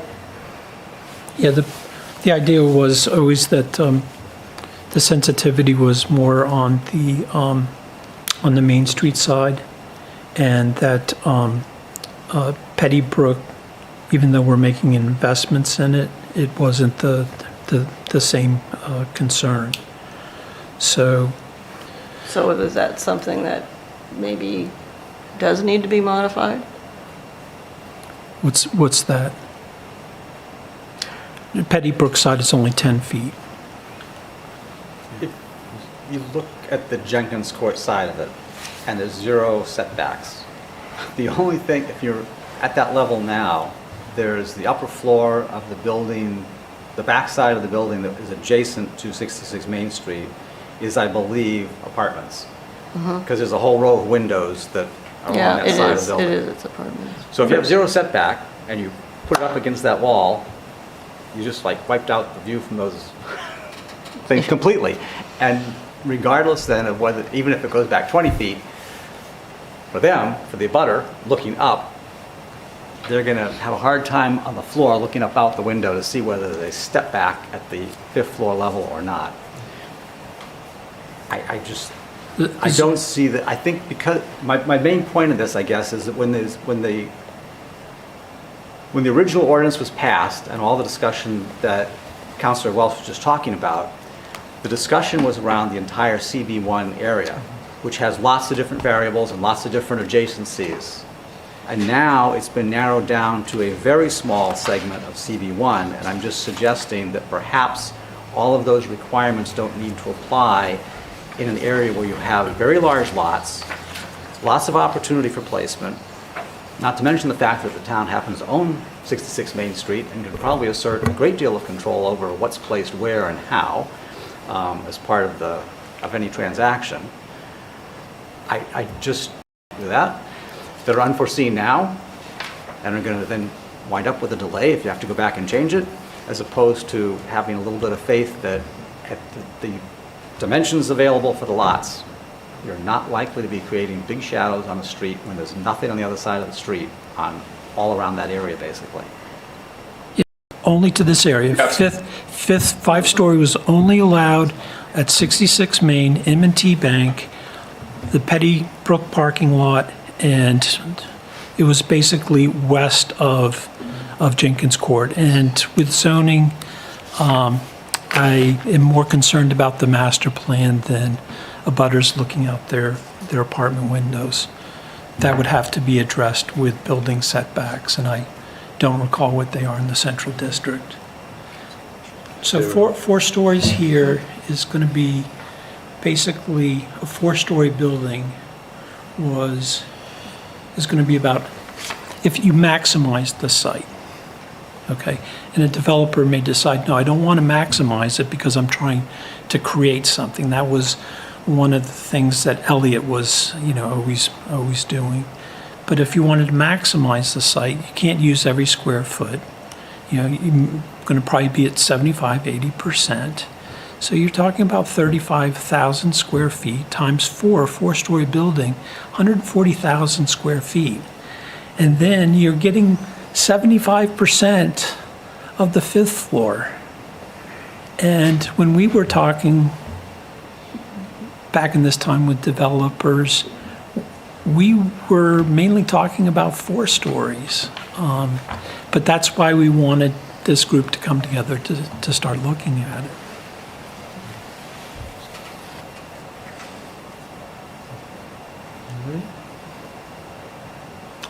I don't believe there's a motion on the table either at this point.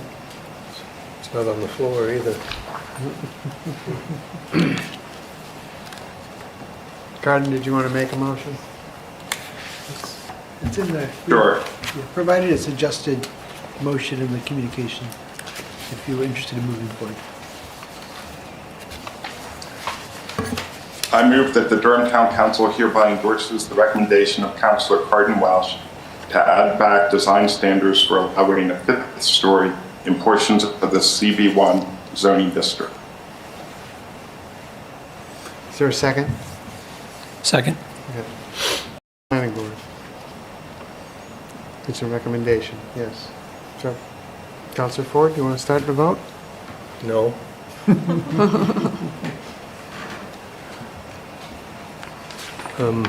Darrell Ford, aye. Mike Lerman, nay. Jim Lawson. Did you vote yet, Joe? I have not voted yet. Joe Friedman, aye. So that is 1, 2, 3, 4, 5 votes in favor and 3 votes against, so the motion passes. It's a recommendation It's a too. recommendation. Yeah. Right, it's a recommendation, okay. Saying it's important. Wouldn't it be great, just like the last time, if the planning board comes up with something better? That'd be good. That's what happened the last time. Which we will listen to if they do. I move we adjourn. Is there- Second that. Okay, Councilor Ford, voting? Aye. Aye. Jim Lawson, aye. Heather Grant, aye. Cardin Welsh, aye. Oh, I keep forgetting it. I just gotta think of him as being right here, I guess. For the last time, aye. M. Friedrichs, aye. Joe Friedman, aye, and we are adjourned. The 3 screens. Dominant presence. We'll have to get a silhouette for the people that are on.